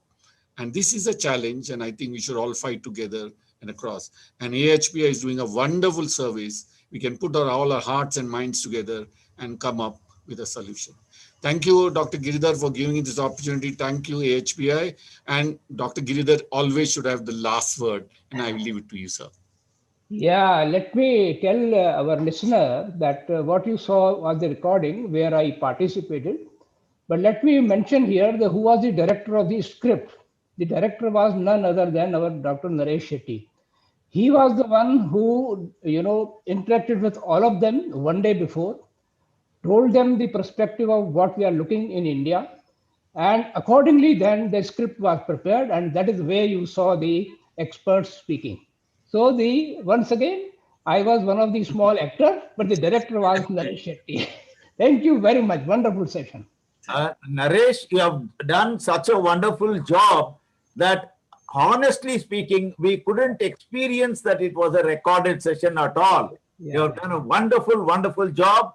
Kudos to all of you. And of course, our father figure, Dr. Giridhar Gyani, and our president, Alexander Thomas. And before we close the session today, I'm told we have a very brief presentation of about 9 to 10 minutes on empowering communities in the pandemics by Mr. Chris Gopalakrishnan, who is the chairman of Axilla Ventures and co-founder of Infosys. Let's listen to what he has got to say. All the participants in the AHPI Global Healthcare Conclave. Thank you very much for inviting me to participate in this very important conclave. I will give you a little bit of background. After I stepped down from Infosys in 2014, I needed to find something new to keep me occupied, to keep me interested, something that I can contribute back to. And I chose brain sciences as the area that I would focus on. And I said that I will focus on research because I felt that India needed to invest more in research, invest more in innovation, invest more in entrepreneurship. So these were the three areas that I would focus on. That is research, innovation, and entrepreneurship. And I chose brain sciences as the subject that I would support. As I got deeper into this, as I understood some of the issues, challenges, etc., about brain, and the area that further we specialized in research was in aging and aging related disorders of the brain, human brain. I saw that there is clearly an opportunity to do in-depth research in India, but there is also an opportunity to understand the brain better from an aging perspective. And I then came to this concept of healthy aging. Can we look at aging gracefully? Can we look at aging where we remain a benefit to society rather than a burden to society much longer? This is in some sense something new for me, at least, that we are all going to live longer. Longevity is here, and as we live longer, we would actually, if we lose our physical capacities, if we lose our mental capacities, we will actually be a burden to society, and our quality of life will not be very good. And that's what prompted me to look at healthy aging. And I soon realized that this is a concept that we need to think about from health in general, healthcare as an industry. When we look at the priorities for the nation, the country, again, this is something that we need to think about. As a country, we spend about 1.4% of GDP on healthcare today. Yes, it's lower than many other countries, and we need to increase our spending on healthcare. But when I started getting into details about the doctor-patient ratio, the estimated shortage of the number of nurses, the estimated shortage of the number of beds per 1,000 people. All of this showed that our investment into healthcare is again woefully inadequate, and we need to up the numbers both in public sector as well as in private sector. Today, 86% of rural population and 82% of urban population in India have no insurance. So their healthcare expenses are out of pocket. Similarly, we lack specialists in rural areas. We lack access to healthcare outside the tier 1 cities. All of these are, of course, data that all of you know, but these were a new thing for me as I started learning more about healthcare in India, and this concept of healthy aging, not being a burden to society, I felt can now be translated into a model for how healthcare should be delivered in India in the future. I also felt that the lack of investment to date is an advantage, or can be turned into an advantage, because we don't have legacy. It's not spending that is going to replace something that is there. It doesn't exist, so it's new spending. So we need to spend. Can we now spend this in a better way, better model, smarter, more sustainable way? If you look at healthcare costs around the world, they're skyrocketing, and that's not sustainable. So can we do this in a smarter way? And that's where I came to this concept of healthy aging, illness to wellness. I'm very glad that you chose that as a topic for my speech itself today. And some of the concepts are very important when we shift our focus to wellness rather than illness. I will share with you. There are a couple of other things I want to say. One is technology is changing every business, every industry, every aspect of our life, and this change will continue over the next probably 30, 40, 50 years actually. And healthcare is one of the industries, one of the fields that is going to get dramatically changed with technology.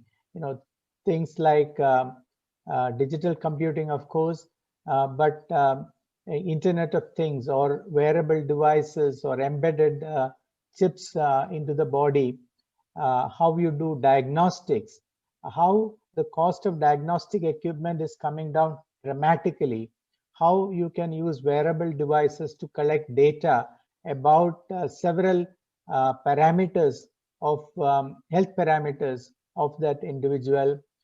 Even things like, how much is your attention span, and what is the pulse rate. These things can be monitored 7/24, can be monitored continuously, and huge amount of data can be collected about an individual.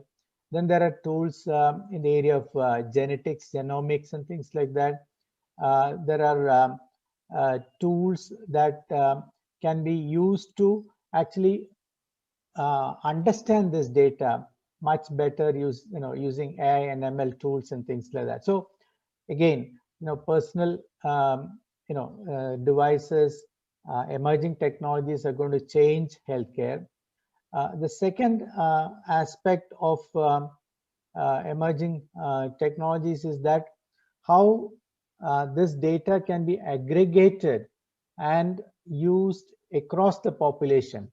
So my data can be compared with, for example, a database containing all male, a database containing all Indians, a database containing all people at the age of 65, things like that actually. And when you compare, you can actually get inferences based on what is the prevalent prevalence of a particular disease or particular condition, what has worked, what has not worked. All of that information now is available to look at my health and things like that. So that's again a change that we see happening. The other change I talked about already is the cost of healthcare that is going up. So what model should India adopt? We are still a poor country, and if if healthcare is not affordable, quality healthcare is not affordable to developed countries, how can that be affordable to India, right? Further on, the composition of the population, we still have illiteracy.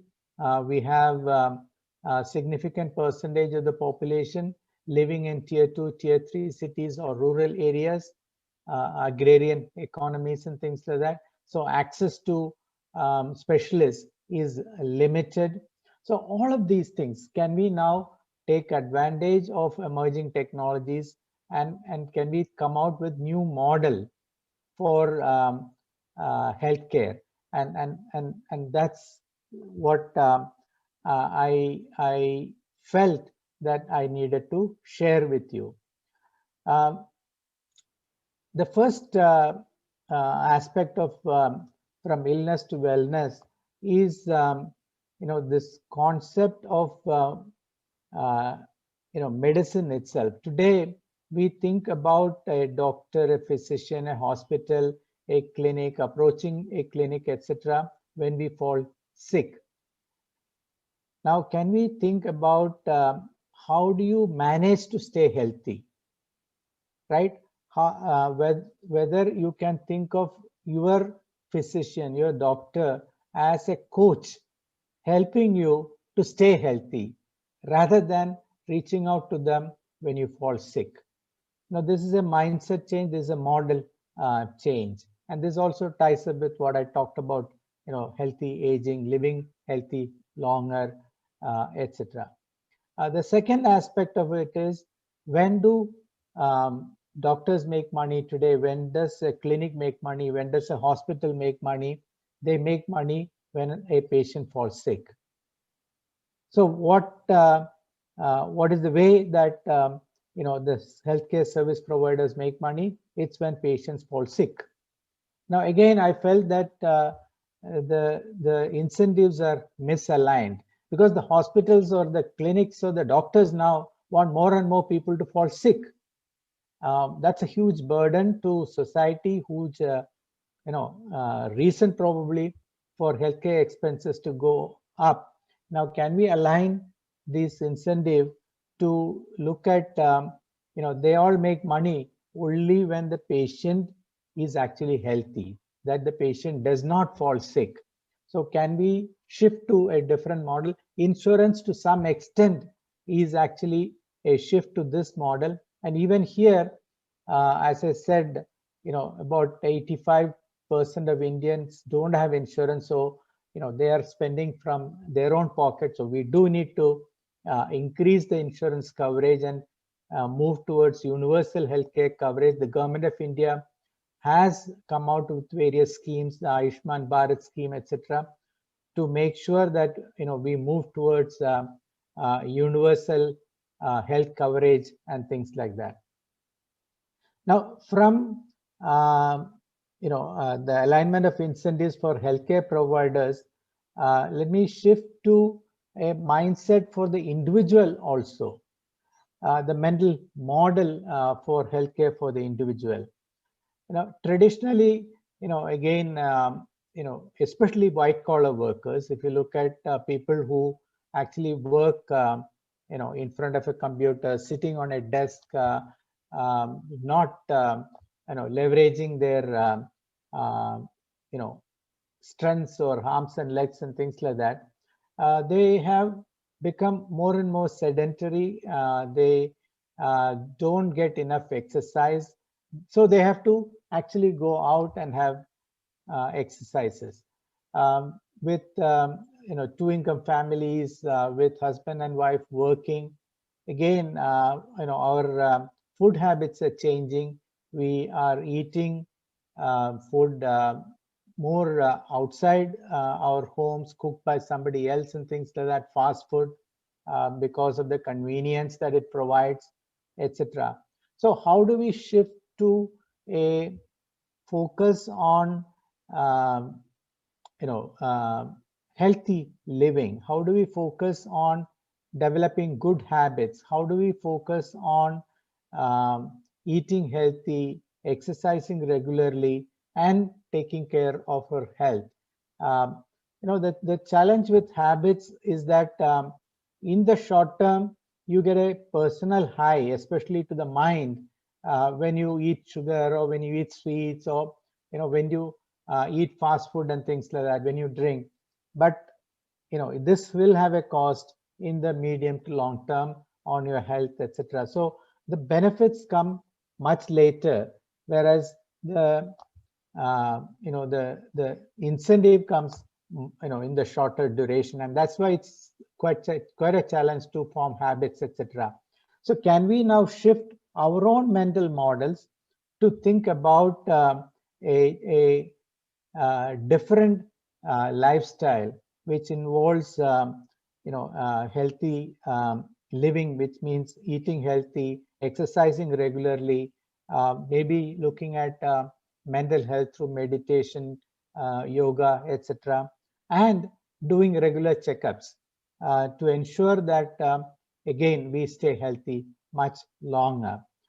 Uh, with emerging technology, we are also able to collect data to reinforce all these things. Actually, we are able to monitor ourselves on a 7/24 basis.